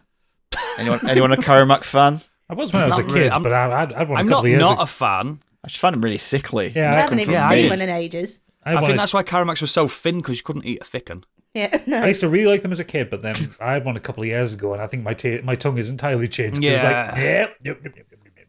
It's literally just sugar the bar, isn't it? Yeah, pretty much. It's just got weird. It's got like a condensed milk taste to it, doesn't it? Yeah, That's and it. also Condensed the milk, feel of- powdery the- milk. The feel of it as well. It's a bit like claggy. I was Look, never when into they've them. destroyed my dark bounties, anything can fuck off. Now Best that news of is the a week. story. Fuck off you. That is a story talking about how dare you? How dare you? How dare Get rid of you? dark bounties. Oh, they were my favourites. They're so There's still good. some on Amazon, but they've price hiked them. Oh no. They're I only tried going to to last for a year. I tried to buy a box of 24 from this website, and all of a sudden they just took the ability to buy them off the website. I was like, oh, I wonder why. I haven't checked now, but I Fuming. reckon the price has probably shot up. Thing in, the last ones that have been produced now, they're going to perish within the year, and it's going to be so sad. You're never going to see them again. I hope that Aldi and Lidl do Bring their own out. bring that, because they've got their own rip-off They could bounties. call it a booty bar. Well, they do their own rip-off bounties, but I I hope know they they do. do. I hope they do the dark ones. Ooh, Oh, fuck it. I'll be all over that. Fucking hell, Bounty Dark Duo, pack of Yeah. 24 of them on Amazon, £32. This is what I'm Yeah, saying. they shot 'em. They were £14 before the announcement. Yeah, they were like a tenner to 15 quid. Whereas conversely, Bounty Milk Duo, Yeah. 24 Normal bars, ones. £7.80 with a There you go. with a £4 delivery. Someone told that I was watching a guy on TikTok saying, if you really miss the dark bounties, just get an old bounty, nibble the chocolate off, and put a Bourneville on top. I'm like, I'm going to do it. I'm going to have to do it. I might ask Santa to get me a box of bounties. Yes, mate, I'm coming over for a bounty party. We can have pina coladas and stuff, and just it's going to be amazing. And drink Lilt. It's going to be totally Lilt. tropical. Not Fanta tropical. Lilt. Also, when you search for Dark Bounty on Amazon, you get Mummy Born. Oh, yeah. An audiobook called Their Bounty for Mercenaries, and it's got like a naked kind of Geralty looking guy on the front of it, then some topless army. Kind of lads looks behind. interested. You put a link Send in me the chat. link later. Actual Weird World Web. Weird World I Web. can't say it. Weird World Wide Web. www. Plane is forced to return to airport after horse escapes on board. What? I've had it with these motherfucking horses on this motherfucking plane. A plane was forced to return to an airport shortly after taking off when a horse got loose on board. Around half an hour after leaving New York City on its way to Belgium, the Boeing 747 cargo plane contacted air traffic control to inform them of the escape There's a animal. horse loose. Yes, sir, we are a cargo plane, a pilot can be heard saying in an air traffic control recording. We have a live animal, a horse, on board the aeroplane, and the horse has managed to escape its stall. And he's killing everyone. We don't have a problem as of flighting wise, but we need to return to New York City because we cannot get the horse back secure. It's Horse was eaten having none of it. everything. Horse was That's having so none of funny. it. In-flight meal, just it was the wrong kind of hay. Yeah. What if the horse was just sat there reading a paper with some glasses on, like, I haven't done anything wrong. got a little sleeping mask on? Yeah. Just The leave me alone. worst thing here as well is they're saying that they had to dump 20 tons of fuel to ensure that the aircraft was not above the safety weight for landing. For landing, yeah. Fucking horses, man. They are terrible people. They are. You can't trust a horse. Horse would just as soon kill you as let you ride it. This is why Geordies are our protection against them. Exactly. They'll always be our saviours. Yeah. Breaking them down one by one. Upon landing, a control tower worker asked the pilot if they required assistance. On the ground, negative. On the ramp, yes, he replied. We have a horse in ... difficulty. I can't wait for Hollywood film horse on a plane. Samuel L. Jackson. He's like, Cocaine horse. cocaine horse. No, that is worse than a cocaine bear. That's got to be worse. Cocaine horse on a plane. That's it. There you go. Mixing all the genres together. You heard it here first. I'd watch Excellent. Brilliant. Fantastically. You did the news with aplomb. Well done. Proud of you. Pat on the Thanks, Dad. back. It's all right. So let's get on with the next. I'll start because I've done a bit. I've been playing Remnant 2, The Awakened King. However, one of our kindly listeners has reviewed it a lot better than I have, so I'm going to save it for that in the Fair enough. feedback. He's done it a lot better than I have. So there's absolutely no point in me going in there. Listen to the feedback later for a better review of The Awakened King. It's really good. I'm really enjoying it. Play Remnant 2, idiots. Play it. However, it's music time. Ooh. I've been to a gig this week. Oh, I Gig. thought you were gonna review Andre 3000's album. No, it's fucking horrible. It's like Andre 3000's coming back with a new album. I was like, oh, and it's like, Yeah, it's, no. Love it's Outcast. a jazz flute album. Odyssey. Oh God. Yeah, there's a 17-minute song of flute solos. It's like And it's not a flute like a little ocarina or a nice Irish flute or all that. It's a big, like, cock flute. It's awful. It's awful. The fucking track, needs help. The track titles are incredible. Track 1 is called I Swear I Really Wanted to Make a Rap Album, but this is literally the way the wind blew me this time. Yeah, and every song's got a really horrible name. Track 3 is That Night in Hawaii When I Turned Into a Panther and Started Making These Low Register Purring Tones That I Couldn't Control. Shit was wild. I mean, He we've all needs done help. that. This is his call for... I'm not reviewing Andre 3000's flute album. I'm reviewing another album. I've just looked so- at this. Sorry to interrupt. I've just seen the fucking cock flute. You've seen My his God. flute? It's awful, Jesus isn't it? Christ. I've never seen a flute like it. He sounds horrible as well. It's not even a nice sounding instrument. Oh my God. I'm Bagpipes flabbergasted. sound better than that. Sorry, continue. Ugh, awful, awful. Andre, stop it! Someone slap him. Anyway, yes, I went to a gig this week. And do you know when you go to those local music venues and you sometimes discover a really fucking a fine act that really like blows you away, and you only usually get them in those really like them smaller venues where you can almost smell the band. Yeah. Those are the ones I like. And it was a band called TV Face. You've probably not heard of them. They're not huge. I mean, they have been featured on radio a few times. They do have Spotify and stuff, and they've just dropped the new album. Now, I'll read what Louder Than War reviewed them, explained them. So that's an outlet, by the way. They put TV Face's new outlet. It's just absolutely fantastic. It's music that smashes against walls and floors and ceilings and changes shape on each ecstatic, erratic, elastic bounce, an explosive, serrated slice of jagged, schizoid noise pop. So, the best way I can describe this... Remember when Block Party used to be good? Yeah. It's like that again. Oh. But it's a bit more prog Block Party. Like, it's very... like, to me, it's like it oozes like musical energy, and they've got like a deliciously left-wing edge with the lyrics, and I love a bit of that. Like, fuck the Tories all the way through it. Sorry about that, Stig. Politics, I know. But that's what they said. I didn't say it. Paraphrasing.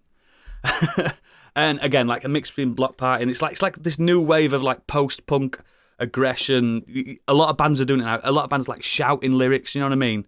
You see it a lot lately. It's got a vibe of Baroness about it. Like that. It's kind of like that kind of stonery doom rock sound, but just amped up a little bit. Yeah, and it's I've the just, trio. I've literally just listened to a clip of Black Bag. So Yeah, so good. And their new album is just it's absolutely. It's called Tide of Men, by the way, and it's proper hard. And it's 10 songs, and it's a half-hour album, and it just fucking punches you all the way through. And then you look into the lyrics and stuff like that. It's just, I don't know. It's really, and I love this like indie punk stuff, me. I really do. It's like aggressive indie, isn't it? It's hard to describe, but again, quite politically charged, and they're from Lancaster, which nobody's perfect, but it's, they just, and I got to see them. A gig cost me $5. Points for that. Love a £5 gig. Yeah. Love that. Big fans of that. And I don't know. It's just they'd be really good on like a second stage Leeds Fest. Do you know what I mean? yeah. Mid-afternoon, everyone's had a few Strongbow Dark Fruits, and it's like, that's fucking riot. I just really think we're at a time now, politically and in his own minds, that it's nice to get some aggression out musically that's not just deathcore. Because it's not. It's not that. It's not a metal band. They are not a metal band or anything like that. And I don't know. There's an edge to them, and I really like it. And I want people to get into it. They're called TV Face, as in television face. TV Face. They are fucking extraordinary, and I've been obsessed with this album all week. And it's not even in my comfort zone of music and genre, but I was going to say, it's a bit fucking adore them. It's a bit simple for your style of music. You usually get a lot more complex. Yeah, I don't know. It's just hitting me when I need it, but to be hit. You know, when you're angry at the current climate in this country, and you put this on, and you go, "Yes, I'm not alone." It's just really good. If you're into really strange guitar riffs, really proggy solos, yes. And you should have seen his guitar. I don't know what it was, Gadget. It looked like a fucking Frankencaster. I don't know what it was. It was just a beautiful thing. Let's have a look for some pictures. It was absolutely stunning. Oh, he's like a mix. He's using a Fender Jaguar. Oh, is that what it is? It looked all wild and stuff, and he had more pedals than you've got. Yeah. You know what I mean? It was just, it was so good, and the bassist, she's just there having a blast, and drummers having a really good time. It's just three of them. I think they're fantastic, and I want everyone else to start getting obsessed with them because they need to be bigger. They could proper destroy a festival circuit if they wanted to, and I just absolutely love them. It's good to be into something a little bit different for me, like branching out. Next week, Taylor Swift. But yeah, that's my. I would have spoke more about Remnant too, but someone better than me did that, and he's going to be the new host next week as well. I'm joking, he's not. I'm a great host. Gadget, what you been up to? I've got 3 very brief ones for you. So first off, last night I started Lies of P while I was in a drunken state, and so it's not a porno, guys. It's not a porno. It's not a porno. It is a Souls-like action role-playing video game developed by a Korean studio called NeoWiz. Which you play a dark gothic version of Pinocchio. Fucking shit up. Nice. Punk talked about it a couple of weeks ago when he was on, so I don't have much more to add to it, but I remember playing it when the demo came out earlier this year, and I didn't click with it. Played a demo. I didn't click with it because I didn't like the way the character moved, and it did a lot It's of stuff puppet. well. It's not his fault. It's a puppet. Brian Connolly reference. Brian Connolly reference. We're up to date here, lads. Jesus Christ. Plans he'll be rubbing his fucking legs now going, yes, Brian Connolly. Be buzzing. They've made some changes to it since the demo coming out. It's clicked with us this time. Ooh, nice. So, Oodles, this is how I'm going to describe it to you. Well, this is the thing, before you go on, I was waiting for you to play this before I buy it. Okay. Because you know what I'd like. It is the red-headed bastard stepchild of Bloodborne and Sekiro. Oh, talk more, Daddy. So it's got that Bloodborne gothic architecture, and everything's at night, and everything's really fucking dark and kind of creepy. The combat is fast, but it's not as fast as Bloodborne. No, nothing is. No, but you don't have a gun, you don't have a shield. There is a huge focus on perfect parries. Because when you get a boss down to a certain level of health, the health bar starts glowing, and that allows you to do a visceral. But you have to land a charged hit to land the visceral, so it doesn't stun them. Mm-hmm. But the best way that you can get into that position is perfect parry them, which that does stagger them, and that's how when you get in for the visceral attack. Okay, big chunk of health gone. Yeah. Also, there is kind of the trick weapon thing in that you can you have kind of some special moves that you can put out, but also all your weapons are ultimately customizable because they come in 2 parts. They come in blade and handle, so you can swap like a handle which has some stats with a different blade and vice versa. So you get like kind of infinite customization with your weapons. In fact, the only thing that it's missing that I keep expecting when I'm fighting enemies is those barks of "It's all your fault." Stay away. Yeah. Doesn't have any of the Bloodborne voice lines, which is a shame. But it's so is it based on the fairy tale? I know Punk No. mentioned stuff like that, didn't he? No, it's loosely based on the original novel, The Adventures of Pinocchio by Was it Carlo Italian? Collodi. Yeah. Yeah. So, but yeah, I mean that book's from like the 1700s Yeah. or something. No, It's like Renaissance, isn't it? no, 1883 that came out. So yeah, so Yeah, kind it's of slightly Victorian style, but Yeah. but yeah, you have Gemini Cricket with you. You have a kind of fairy godmother. Is there a whale called Monstro in it? I haven't got that far yet, but Geppetto is in But there. there probably will be. Currently, Do look, you smoke cigars and turn into a donkey? Yeah, you've got to. there is a donkey mask in the game to wear. Yeah, I appreciate that. But the title Lies of P also comes the fact that there is a kind of almost karma system which kind of feeds, I assume, feeds towards the ending of the game. Basically, again, remember in Bloodborne Noodles, you would find those people behind the windows and they would give you like a task to do or something like that. Oh, yeah, you tell them where to go and stuff like that. Yeah, or they'll like give you hints as to what's going on. Well, these ones, like, people are asking you something and you have the option to lie or tell the truth. Does his nose get bigger? It's not that his nose gets bigger, but the more he lies, the more human he becomes, because puppets can't That's a lie. good thing. But that has effects on the gameplay. So, and I'm not going to tell you what they are because I haven't really encountered them don't. properly. But yeah, the only thing I don't like about it is that they still have the weapon degradation system is really quick. You have a grinder on your kind of robot arm, and you can like regrind your sword. But like Is that free to do? it's free to do constant, but it means you It's time consuming in battle. time consuming, and you slow walk when you do it. So like some of the larger bosses that I've fought, like the really big lads that need a lot of killing, I've had to like redo my weapon in the middle of the fight. That's why Elden Ring's so good, because It gets no a bit weapon hairy. degradation. So fucking good for that. But yeah, Okay. yeah, Oodles, you'll really enjoy Lies of P. I seen it at 40 quid. It'd be worth it. Apparently, it's quite long as well. Apparently, it's longer than Bloodborne. Well, it's my 29th birthday in 2 days, so I might buy it myself. Buy it Smiling yourself? like that candy, for fuck's sake.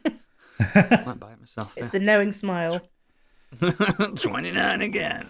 So yeah, I'm glad it's now clicked with me. I'm going to play more, and I'll give a more detailed review when I've beaten it. A few people in our community have been saying it's good, haven't they? Yeah, And Punk liked it, didn't he? yeah. Pug really liked it. Didn't he say he angrily finished the game because of one of the bosses or something? Aggressively finished it. I think he Aggressively said- completed it. Yeah, he said he basically worked out that the last hour kind of let the game down for him. But To be fair, mate, some From Software last hours let the side down. yeah, I think the criticism of the last hour is that you basically get a boss rush of really tough bosses, like unnecessarily tough bosses. Remember the last hour of Elden Ring, Gadget? That time we shared together. Last boss was shite. Moving on. Again, one that's already been discussed on here, so I'll just want to go over it briefly. I've been finally watching The Bear on Disney Plus. It's great. It's so fucking good. It is. So it's a comedy drama series created by Christopher Storer, based around a young chef whose brother commits suicide, and in his will leaves him his failing restaurant called Beef of Chicagoland. And he is a Michelin-starred chef, and he has to then try and drag the place into some form of respectability, piecing together all of his kind of dead brother's issues and the debts and where the money's gone and all the failings of the place, and trying to bring it up to some level of functioning restaurant. And he's a cocky little shit. And he's a cocky little chef because he's a Michelin-starred chef. Exactly, as you would be. Yeah, starring the main character is played by Jeremy Allen White, who I think was originally in Shameless, the US version of Shameless.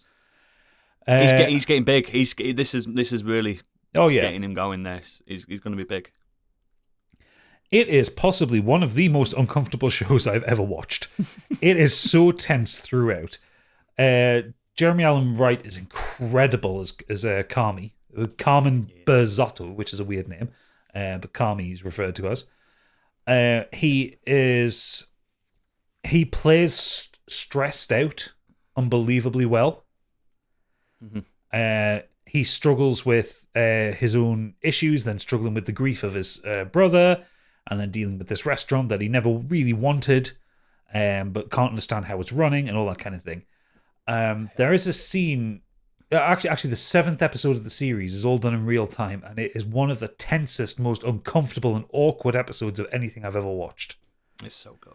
Like, people say, like, oh, Boiling Point is bad to watch. No, this is fucking worse than Boiling Point. And that's just one film, innit? You know what I mean? Yeah. But then in the last episode of season 1, there is this incredible sequence. I'm not going to spoil what it's about, but it's basically Carmi giving a monologue to camera. And it's quite long for a monologue. It's like a good 4 or 5 minutes. And it's incredible. There's no kind of music. There's no extra sound effects. The camera is very close in on his face. And it's one of the most powerful performances I've ever seen in a TV show. I would really, really amp up people watch this. And I mean, the second season now, things are going slightly better for them. The second season is more about the love of food. There is some glorious food photography in this. Like, I'm getting hungry watching this shit. Even I got hungry watching it, and I don't eat. Yeah. It's altogether, it's still stressful, but it's altogether a more positive series. The second season's a lot funnier. I think it's got a different edge to it, the second season. Oh, absolutely, yeah. But it is absolutely worth watching. I think it's one of the best things that FX have put out in a very long time. Yeah, it's better than Welcome to Wrexham, which I've really fallen off lately. I fell off that. I enjoyed the first series of that, but I did. But kind of fallen so off it. Well, more that when I knew they got up, it's just like, yeah, fine. I don't need to watch it now. Spoiler alert! Spoiler alert! This happened last year. So yeah, watch The Bear, please do. And the last one is, unfortunately, everybody, We Old, because I watched the documentary that Valve released about the 25th anniversary of Half-Life. Came out in 1998. Oof. I think there was a news story about Half-Life, and I just skipped over it. Never mind. 1998 is when my brother was born. And he's a man with children. So, I mean, anyone who's been gaming Still for got any Half-Life amount 3. anyone who's been gaming for any amount of time knows what Half-Life is. Legendary first-person shooter that kind of changed the game.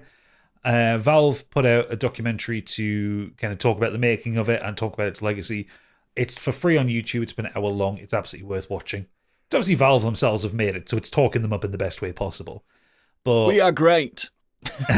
but it does actually go through that, like, for a long time, the game Half-Life wasn't fun. Like, they built a lot of this cool tech and like stuff that games didn't do, like you know, the sound Ambient effects, and stuff storytelling like, as well. the ambient storytelling. They'd done all of these like individual tech things, but then when they played the game they made, There's no game there. it wasn't fun. It wasn't enjoyable for them to actually play. So then they had to they spent like 2 years doing the tech, and they was like, right, what do we actually do with this? How do we make a game out of this? But they did. They smashed it, and it became a legendary game, and then obviously it made Valve into a legendary company. It can't be a better documentary than that series that Stig got me into. Hello, Gordon! That can't be better than that. That is the best thing I've ever seen in my life. I forgot what it's called. But it's so It's good. just Half-Life in VR. I can't remember it, but you'll find it if you just search that. Yeah. So good. And it just goes We're off going the on rails. holiday. It's not better than that, but it's a very good Nothing's documentary. better than that. I'm very nostalgic, just like listening to the sound effects and looking at the graphics and the animations and stuff. The news story that Stig had there was basically for the 25th anniversary. Like, Half-Life is free on Steam for most of November, and they've updated it to include the original demo, some more extra content, the original Valve logo restored but without the Sierra Studios logo, new multiplayer maps. Is it the one with that Steam guy Deck with a support. valve on the back of his head? Yeah, creeped everybody out at the time. Boom. Yeah. I think Half-Life 1 and 2 are some of the only games I own on Steam. Everyone owns Half-Life, surely. Oh yeah. Oh, yeah. I'm Yeah, sure. sure. I'm sure I've got like 2 different versions of Half-Life. Well, Candy, you No, can I get it might on your fuck Steam out now mine. because it's free. It's Yeah, free, isn't it? it's Actually, free. somebody There told you me go. that. Yeah. You've played it, surely, Candy? Nope.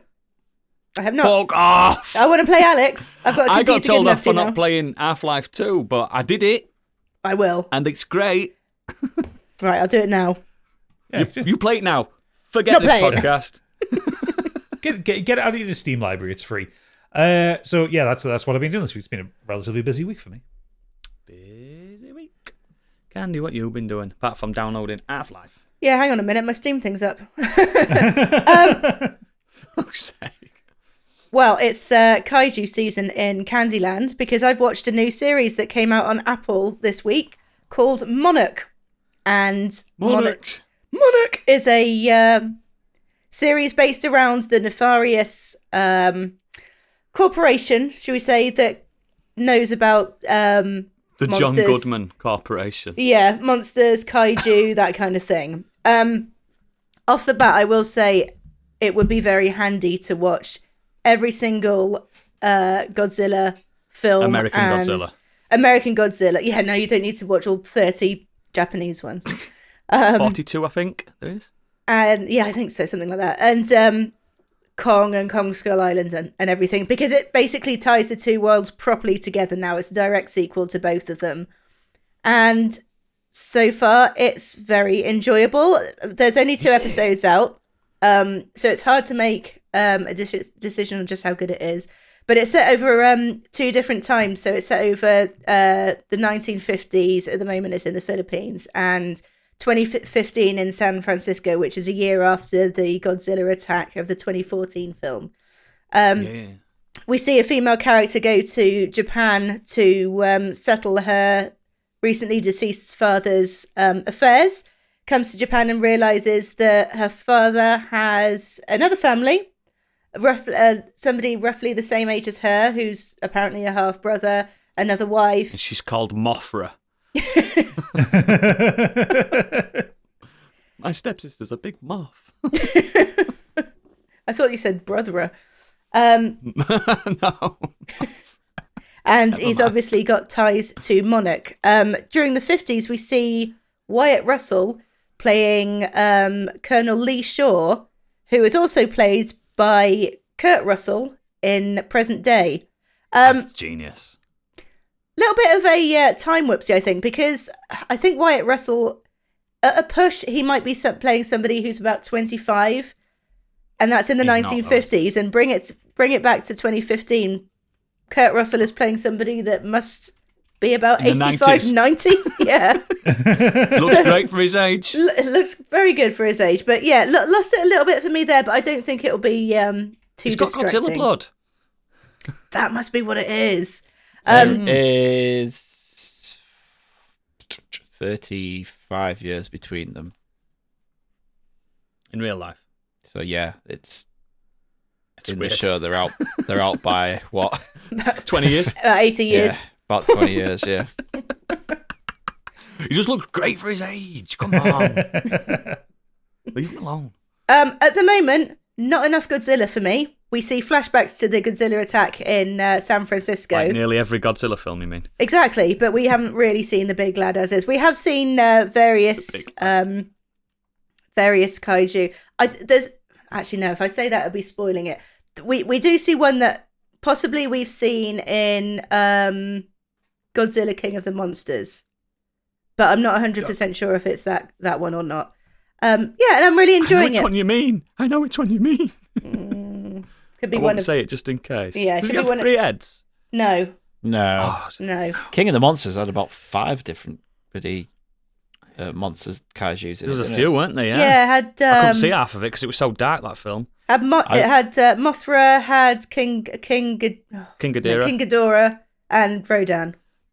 Rodan, yeah. And in the original 2018 one, it was the Mutos, weren't it? Yeah, well, that's what they're all referred to, Mutos. So Monarch is basically investigating all these Mutos. I don't think they named them in that original one, did the Bryan Cranston? I think they did, because what I've had to do actually is I've started going back and watching them all again. Oh, finding it, yeah. Yeah. I really would have to go back. I kind of don't like the American ones.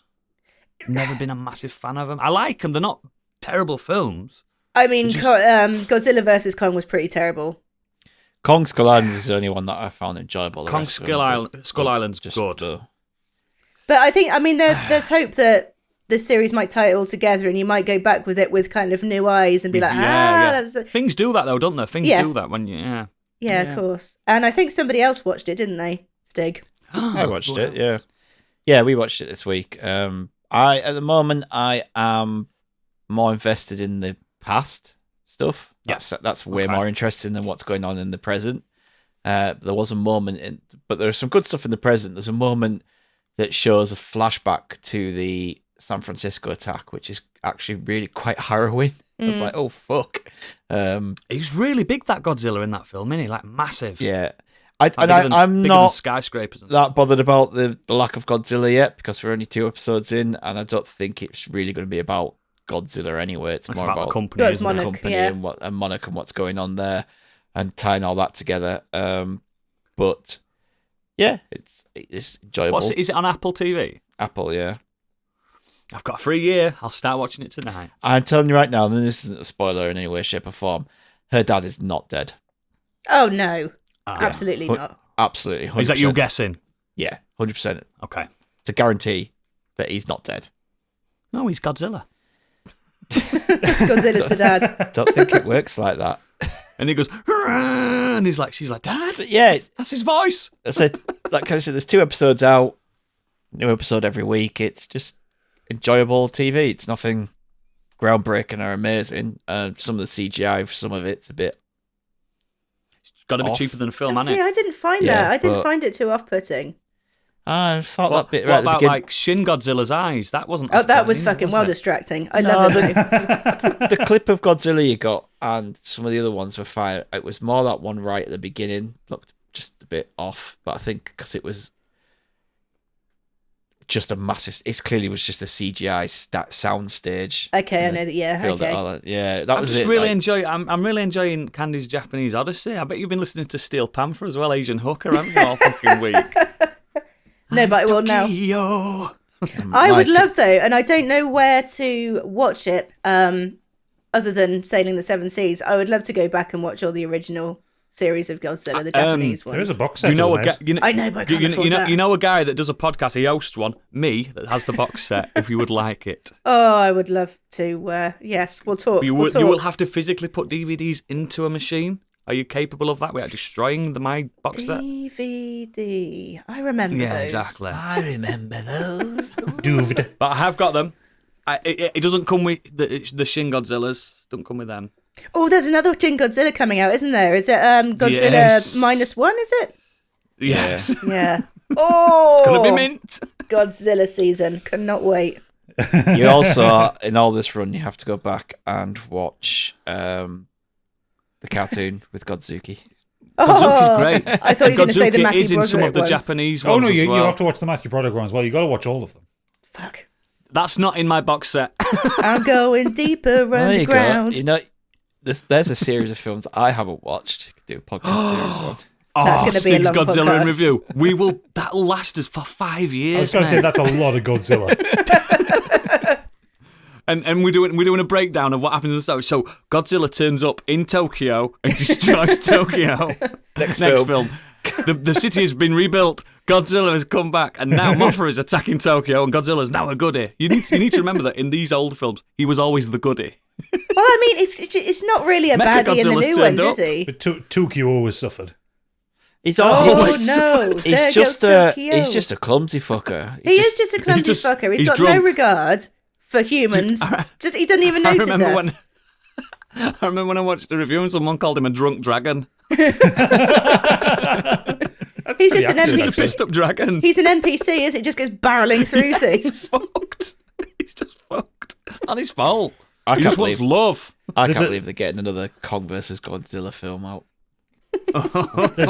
There was a clip I'd seen from it. I think it's probably from the trailer for a new Japanese Godzilla. Might be. I think it was like Godzilla Zero or something like that. Yeah, that's the Yeah, new one. yeah. It's the Shin And one, yeah. and it's this like terrifying. It's supposed to be this terrifying thing. It's fishing boat. Godzilla's chasing it, like coming out of the water. Yeah. And the problem is, and I think this is always a problem I have with the design of Godzilla, because he's a predator. His eyes are on the front of his head. He's like cross-eyed, looking down his nose at this boat. He looks so fucking goofy. It's not scary at all. Oh, That's he's why lovely. we love him. He's That's why- lovely. he's always a proper chunky boy, isn't he? Yeah, when but it it's like pinch he those little looks, cheeks. he looks like a cat focusing in on a cat toy. You should also watch Godzilla Earth as well. It's the biggest Godzilla they've ever done.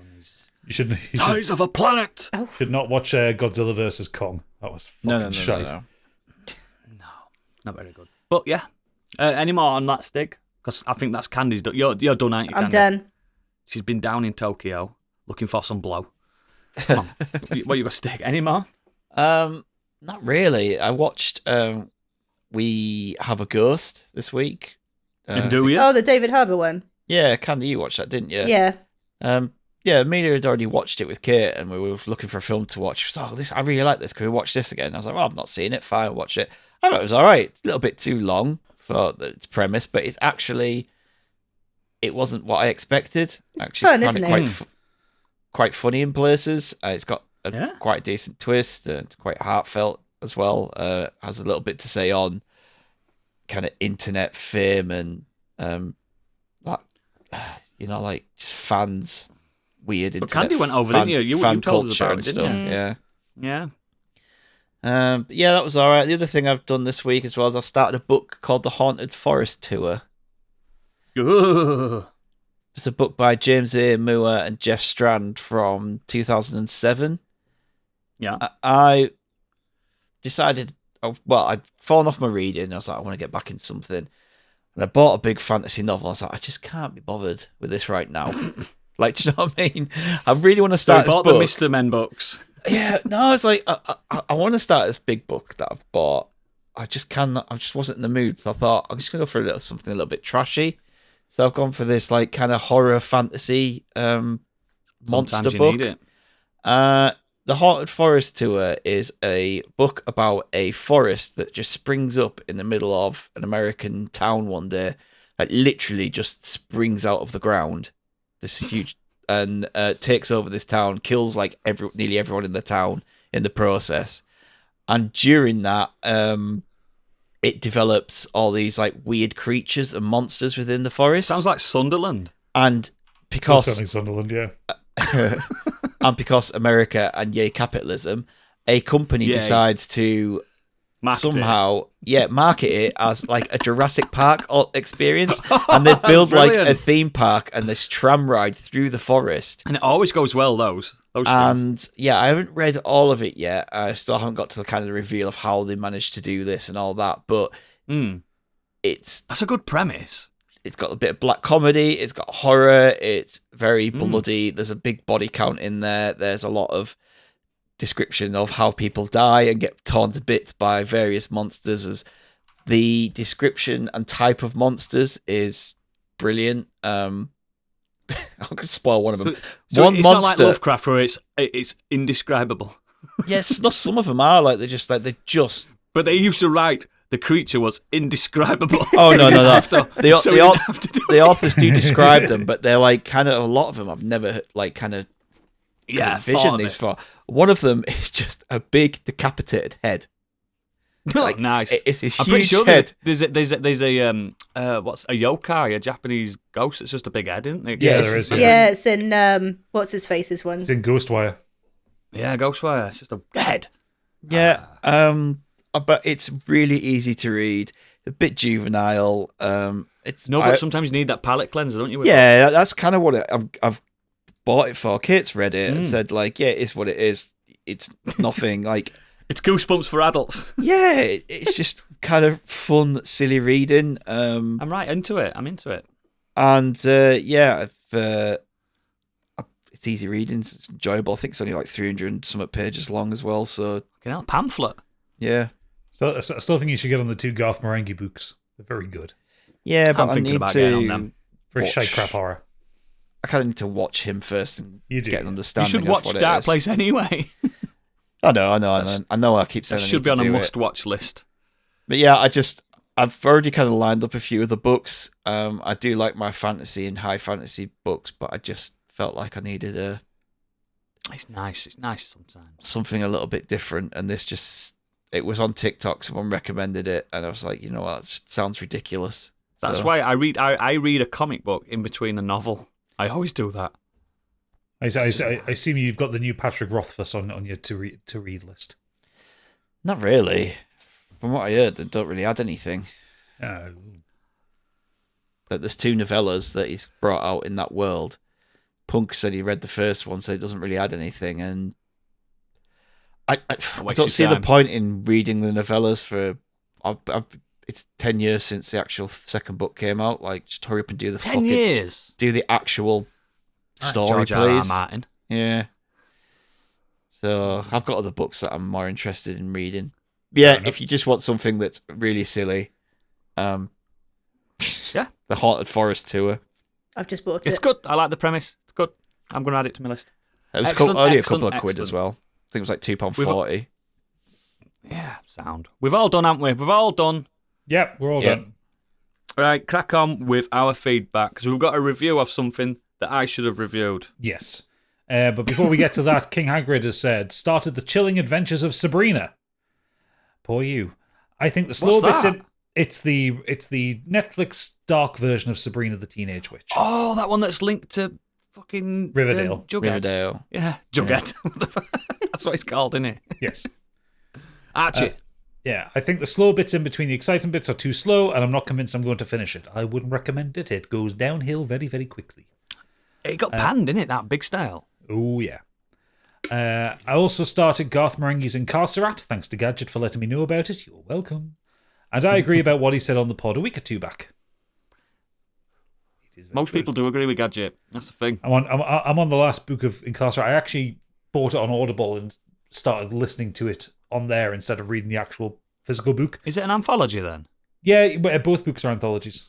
There's like 3 stories. That's even more enticing then. Yeah, they're only 12 chapters Briefer. each of the stories. But just hearing Matthew Holness as Garth Marenghi again, oh, it's so good.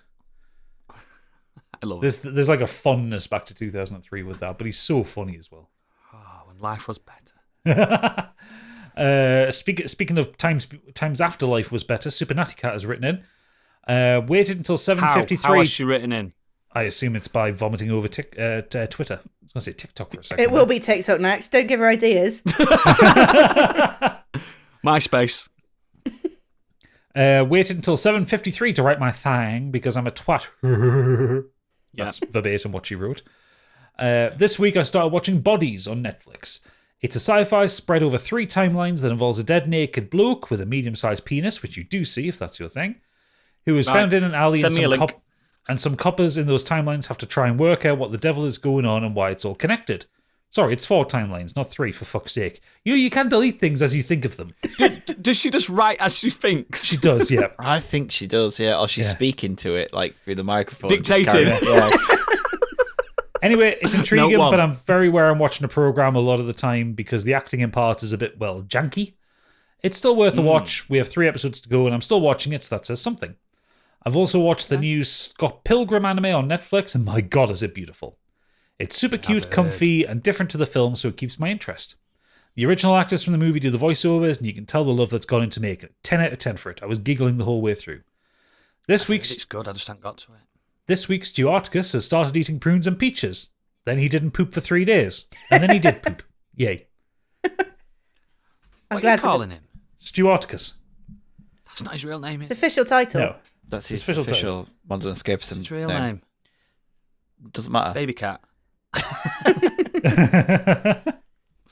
He has no real name. That is his name. I've seen it. I keep seeing his pictures in his Discord, but you just keep calling him that name. I'm like, what the fuck is that baby's name? Well, it was because when we were all suggesting baby names for it became a very much Spartacus was one of the options, and we all suggested Spartacus. But then Stig came in and was very adamant that it had to be Stuart. I think Stuart Atticus. It's got an air of regality to it. It's got nobleness to it. It's a warrior, Spartan almost. Exactly. Quite Just like strong. me. So yes, Well, that's what we're describing, mate. we're all very glad that Stu Articus has had a poop. Says as Anyway. Oh yeah, me too. sneaking his nose. Moving on to Planty. This week, Rachel and I started our M. Night Shyamalan Ding Dong retrospective with the brilliant The Sixth Sense. Bruce Willis is Bruce Willis is brilliant. Why isn't he in films anymore? Oh, yeah. Oh. Too soon. Dude. We then moved on to the enjoyable Signs. Mel Gibson is really good. Why isn't he in films anymore? Oh, yeah. Yeah. Hey. What did he call that woman that time? That's not. And the bewilderingly badly written and acted The Happening. Marky Mark is atrocious. How is he still getting work? I fucking think that film's premise is fucking geniusly bad. It's so stupid. It's gone The back around to wind. being It's genius. the wind. It's that moment that realization that it's the like way gif it of him. He's just like, It's that panning shot when he looks and his eyes like, Oh no, it's the wind. And then they're running away from leaves that are twirling in the wind. That had to be so cheap to make. There's nothing in it. Pay the wind royalties. They just took them down. That's why they keep bringing Invisible Man films out. It's cheaper. They just took them down to the Midwest and just waited for the wind to kick up a bit. Planty, if you think that was good, wait till you get to old. The beach makes you old. And after Stig's review, I will not watch that. Oh, that's fantastic. No. Planty goes on to say, Stig, can I recommend The Dead Zone to watch with Amelia? Creepy and tense without being overly graphic, and it's a brilliant alternative reality prequel to The West Wing. All right. I shall have a look. This week's final film was Peter Cushing and Doug McClure at the End of Earth's Core. For the current episode of you did that for the current episode of Hallmark of Greatness. A favourite of mine as a kid in the times before I understood why production values were important and why brown face was bad. I remember that. Hang on, The Dead Zone is a David Cronenberg film. Should I really be showing my 10-year-old daughter a David Cronenberg film? Of course you should. We just say it's creepy and tense without being overly graphic. Don't look, the creature is melting. Finally, an admission, I don't want Baldur's Gate 3 to end. I couldn't even admit it to look at Stig. I couldn't even admit it to myself until Friday when I spent almost 45 minutes sorting out dies and colouring my party's gear instead of resolving a story and storyline. Oh, come on, mate. Focus. No, I mean, you cannot. Right, you can't play that game if you are not like coloured properly. If your armour and your cape and everything isn't. You got to be coordinated. Yeah, if it doesn't look good, then what's the Yeah, point? no, I believe in fashion. Yeah, but come on. It always gets covered in blood when I play it, so it don't matter. Everything's red. And just as an update, he's also said to me, well, that's me just resolved Shadow Heart's story. Very good, but fucking solid. There we go. Yeah. So he's still not finished the story and story, but hey ho. It's my favourite character story, I think. Now we get to Xenos' review. Oh, perfect. As promised a few weeks ago, I've been playing through Remnant 2, the Awakened King DLC this week. It's less than a tenner for a few solid hours of more gunfire goodness, and absolutely worth the price of admission. Bunch of new weapons, including a shotgun that's always incendiary and can have more stuff tacked onto it. A dozen or so new accessories, including a ring that makes your character bleed constantly, which has opened up some really weird builds because it triggers every perk that relies on you taking damage. So you can permanently stack up buffs that would normally require taking risks to activate. And a new class in the form of the Ritualist, which other games would probably call it a witch or a warlock, but it's the damage over time class. What's your favourite status ailment? Mine's all of them, and now I can have all the flavours at once. Absolute miasma. Yeah. The actual story for the DLC is more or less just background, but it does come with the rather neat decision. It's not very good. It does come with the rather neat decision to make it a fixed setup one-shot mode on your first go-through that guarantees all the new areas will show up in specific places, so you don't have to worry about random world generation locking your specific items or the new class. Good choice from Gunfire, and I suspect they'll do that again for future DLCs. What is the story? King of the Fairies woke up. He's trapped in a magical sleep in the base games area of the world. He's making himself everyone else's problem. Your job? Kill him. Maybe save the world along the way, but that's really a side objective. He's right, though. It's clever how they've done that with the one-shot bit, because if you know how that game works, you can miss a lot. Yeah, it's all randomly generated, isn't it? Yeah, but they just make sure you don't miss it, which I really appreciated. They've also put in a ridiculous community puzzle for another new gun, which unfortunately got solved very quickly by data mining. My understanding is it's functionally the Needler from Halo, and you get it by killing yourself in a dream and then chasing the guy who dragged you into it across multiple planets while questioning if this is real or not.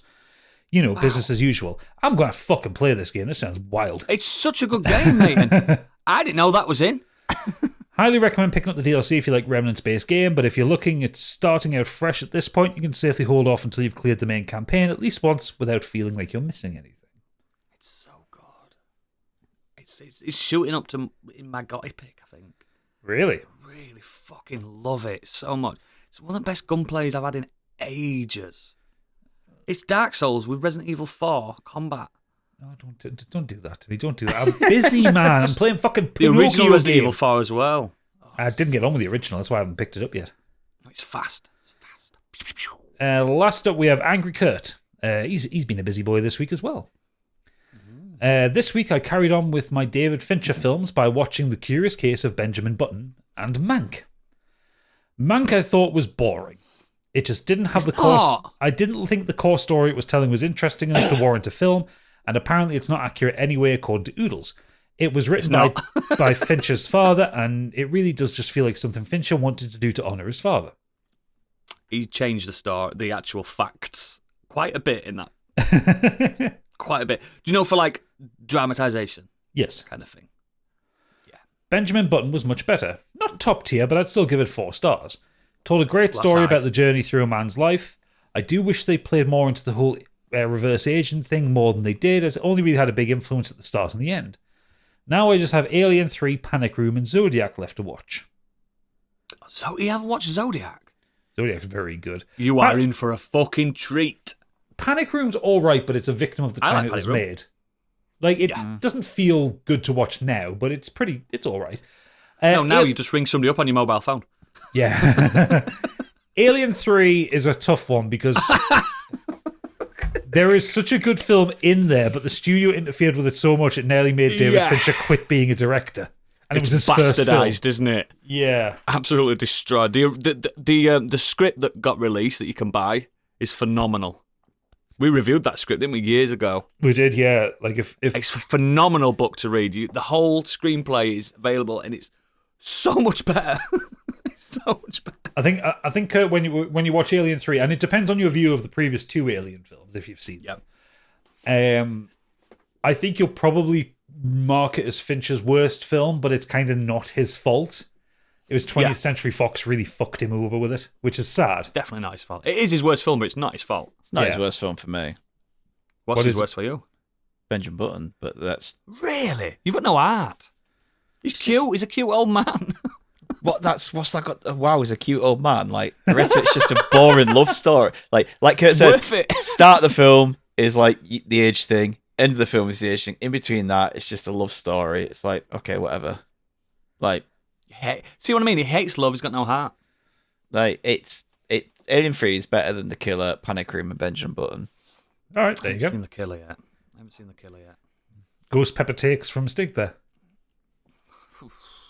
Hot. Alien 3 is not that bad. It's just nowhere near as fucking good as the other two. Yeah. Like the two that came before it. It's better than Resurrection. Yeah. It's better than Covenant. Exactly. Yeah, it's the third best Alien film. Nothing to do with Fincher. It's the third best. It is the third best Alien film. Oh my god, yeah. It's bronze. On the gaming side of things, unfortunately, I gave up with Alan Wake 2. The combat on normal I couldn't do, and story difficulty is way too easy to provide any satisfaction. I also found myself struggling with the puzzles and rage quit on the one in the coffee theme park. I must admit, though, I've kept it installed as Gadgets Play last week, and the feedback made me think I'll give it a second chance. I just need a break at the moment. Really telling you that puzzle is so fucking easy.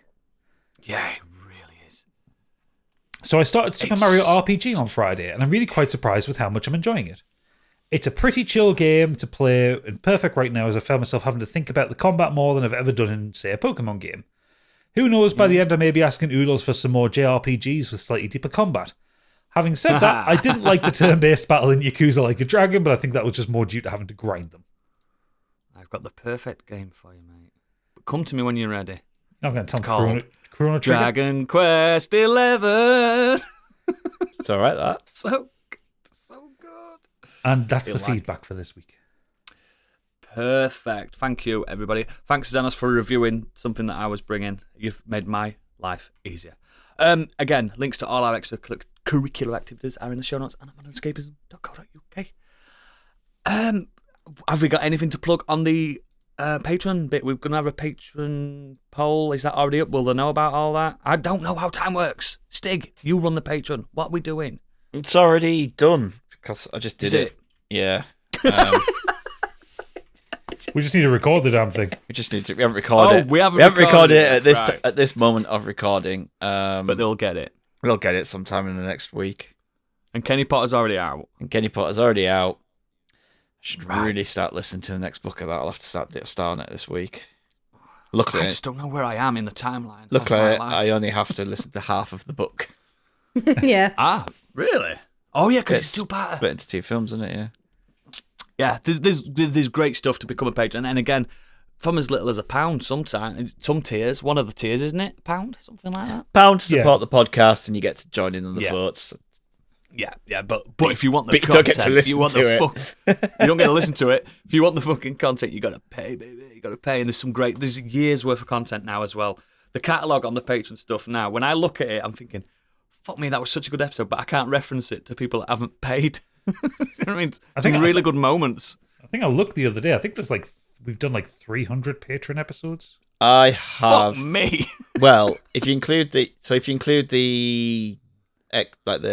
green room stuff, outside of that, we have 30 bonus months. We have 19 MCU based podcasts. We have 10 Too Fast Too Curious, 6 Kenny Potters, and more to come.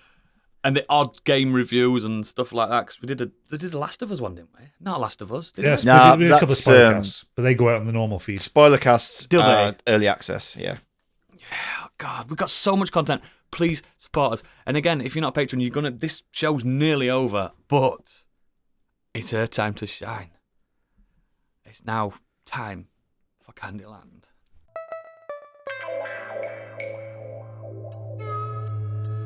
And now, what's up in Candyland?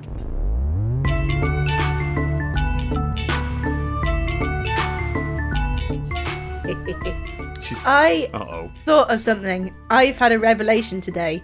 I thought of something that could possibly I change. could smell burning wood. Could possibly change the world, change humanity. I might even be able to use it on you, Oodles, but I need to figure Are you out. going to get a Nobel Peace Prize after this? I think I will. The only trouble is I have to figure out how to do it and then figure out how to harness that power for good. And that is the ability to... The sun in the palm of your hand. That's exactly what I thought. No, I don't read that newspaper. No, I didn't mean that one. No, it's the ability to pause when you're having an argument. So, say you're having a really heated argument with your best mate, or you're having a fight in the pub, right? You say, right, take it outside, let's get our clickers. You say your bit, and then the other person pauses you, and then they say their bit, and vice versa, so that they would unpause, and then... But then it gives you the time to cool down a bit. It gives you time to think. But it also so it's kind of like a game of chess. You do your turn and then flip, do your turn, bloop, kind of thing. So what you're trying to invent is time travel? No, like one of those remote controls, like in that Adam Sandler film where you can just pause someone. She's for a getting minute. fucking Bernard's watch, man. Jesus Christ! Now let's get that. That goes back in Modern Escapism, Mr. Bernard's watch. But so. Like the film Click, where he was really unhappy to be married to Kate Beckinsale, that one. Yeah, I mean, who wouldn't Must have be? been awful. But then, you would never wake up 3 years later in a cold sweat thinking, I fucking should have said that. I've got the perfect comeback for that. That would never happen because you got the time to think about it. But we have got something in that place. It's called a headbutt. If everyone had this, we'd all just be in a permanent state of frozen. No, I mean, they would have directions. What? So, Candy, you weren't born when we had this discussion about Bernard's watch. What happens if you pressed your clicker and you died of an heart attack when you pressed it? The time would never continue ever again. Would be frozen. You'd stop time. It's too dangerous. It's too powerful. No, the whole world isn't died stopping. once You're you've just stopped time. No, you're just pausing they're unanimated, so they can hear you and stuff. They've frozen. So your friend coma. could put you into a coma indefinitely because No, they not can't into a think of coma. No. That's what it sounds like like. I'm trying Petrificus to break it down. totalis. You're just frozen. You can still hear things because then you need to. You can say something back. Then Yeah, that's a coma. no. You're thinking about that. You've always got to take things down the horrible route, haven't you? I'm thinking of this for good. So right. Let me try and pass this out. So your remote control would make it so that a person couldn't speak, couldn't move away from you, but their brain would be on, This is and they could hear everything that you're saying, Yeah. And then Can they breathe when they're paused? and they have to trust that you unpause them once your point has been made. No, once your point has been made, they're automatically unpaused. And how does it know to automatically know? unpause? I haven't got that far yet. AI. It's going to be AI. It's gonna be isn't it? AI. And the AI is going to realise that we should all be paused and kill Well, I us all. did have a caveat at the beginning. I said I had to figure out how to harness this for good and not evil. Like, it can't fall into the wrong hands. Do you know? I think Oh, it would because be that used more for evil than good. Because that has never happened in the history of any invention. I mean, the general theory of relativity prohibits this Well, completely. no, because you're thinking of time travel. I'm thinking of suspended animation. Which is still time travel. No, it's not. The person that was suspended in animation is the time traveler, not the person that's clicking the button. The person that's paused is the time But traveler. no, 'cause they're going to be the possibly- same age. No. Minutes later. No, they're still It's just aging. time travel. No, it's like a No. Kramer, but being awake and alive. But yeah, There's drugs for that. This is I have no. Got ketamine. This is I have no mouth but must scream. It's called ketamine. I think it's fine. Sometimes I you think get stuck in a it's a really kettle. good. I don't see why this is a Have problem. you ever heard of the film Johnny's Got a Gun? No. Yeah, when he's got no arms and legs and no From the fucking- Metallica, deaf, from the dumb and blind. Metallica video. Okay. Where Yeah. he can hear everything, but he's shouting Yeah. out for someone to help him, but SOS. Kill no me. one can hear him because it's all in his head and he can't actually communicate. That's what it would be like for That's what somebody. you're doing. That's Well, what, no, that's I mean what they're you're not doing. paused. They're not paused eternally. You're traumatizing people. It's No, still you said- traumatic. the other person says that no, they know this is happening because everyone's got a clicker. Oh, that's fine then. You're just you're just born with a clicker and you pause each other. You're born with a clicker. You know, Oh, God. a plinky plonk. Oh no. I really don't is that see what how happens- you're is seeing it- the bad side of this. I couldn't. So I when only couldn't see good. someone's born, and you know, like when you fill out their birth certificate, you fill out the birth certificate, and then the council give you that back and say, "Here's your birth certificate, and here's your Here's your clicker." government issued clicker." Yeah, yeah. So Takes triple A's. on the fly right now, I've just brought up a new feature that we should be doing every week, and this is to the listeners. Can you, as listeners, provide feedback to what she's going on about at the end? And we're going to have a feedback section at the end of Candyland because I want to know what the listeners are thinking about all this because they never mention it as if they're still traumatized by some Yeah, of because the they turn past off after the editions. feedback. That's why. I know how this feedback goes. Every week it's Super Natty Cat going, "I agree with Yeah, Candy." exactly. Because Nancy Cat is a fine woman. She's sensible. She's got a good head on her shoulders. She fucking does. I don't understand how you don't see how this can be a good thing. We see the danger. What danger? Stig, have you ever noticed that Candy is our version of Charlie Kelly? Yeah. This is just denim chicken 100%. all over again. Candy, it's been an absolute riot. Are you- I'm gonna have to are you- cut you off are you- because you're Are you dangerous. sniffing paints? Are you, those paints that you painted pictures with? Are you just like, I'm getting Drinking fumes. it. Fucking drinking it. Thank you very much, Candy, for that. And again, please, listeners, you've got homework now. I want feedback for the end of this segment every week. So I just feel like sometimes I don't know. I don't know what is going on in your mind. She's clicking me off. She's trying to click. She's trying to click me. This is the end of the show for non-patrons. We'll see you all in a bit in the green room if you are paying us to do so. You other guys, you've been clicked off by Candy. Bye. Bye.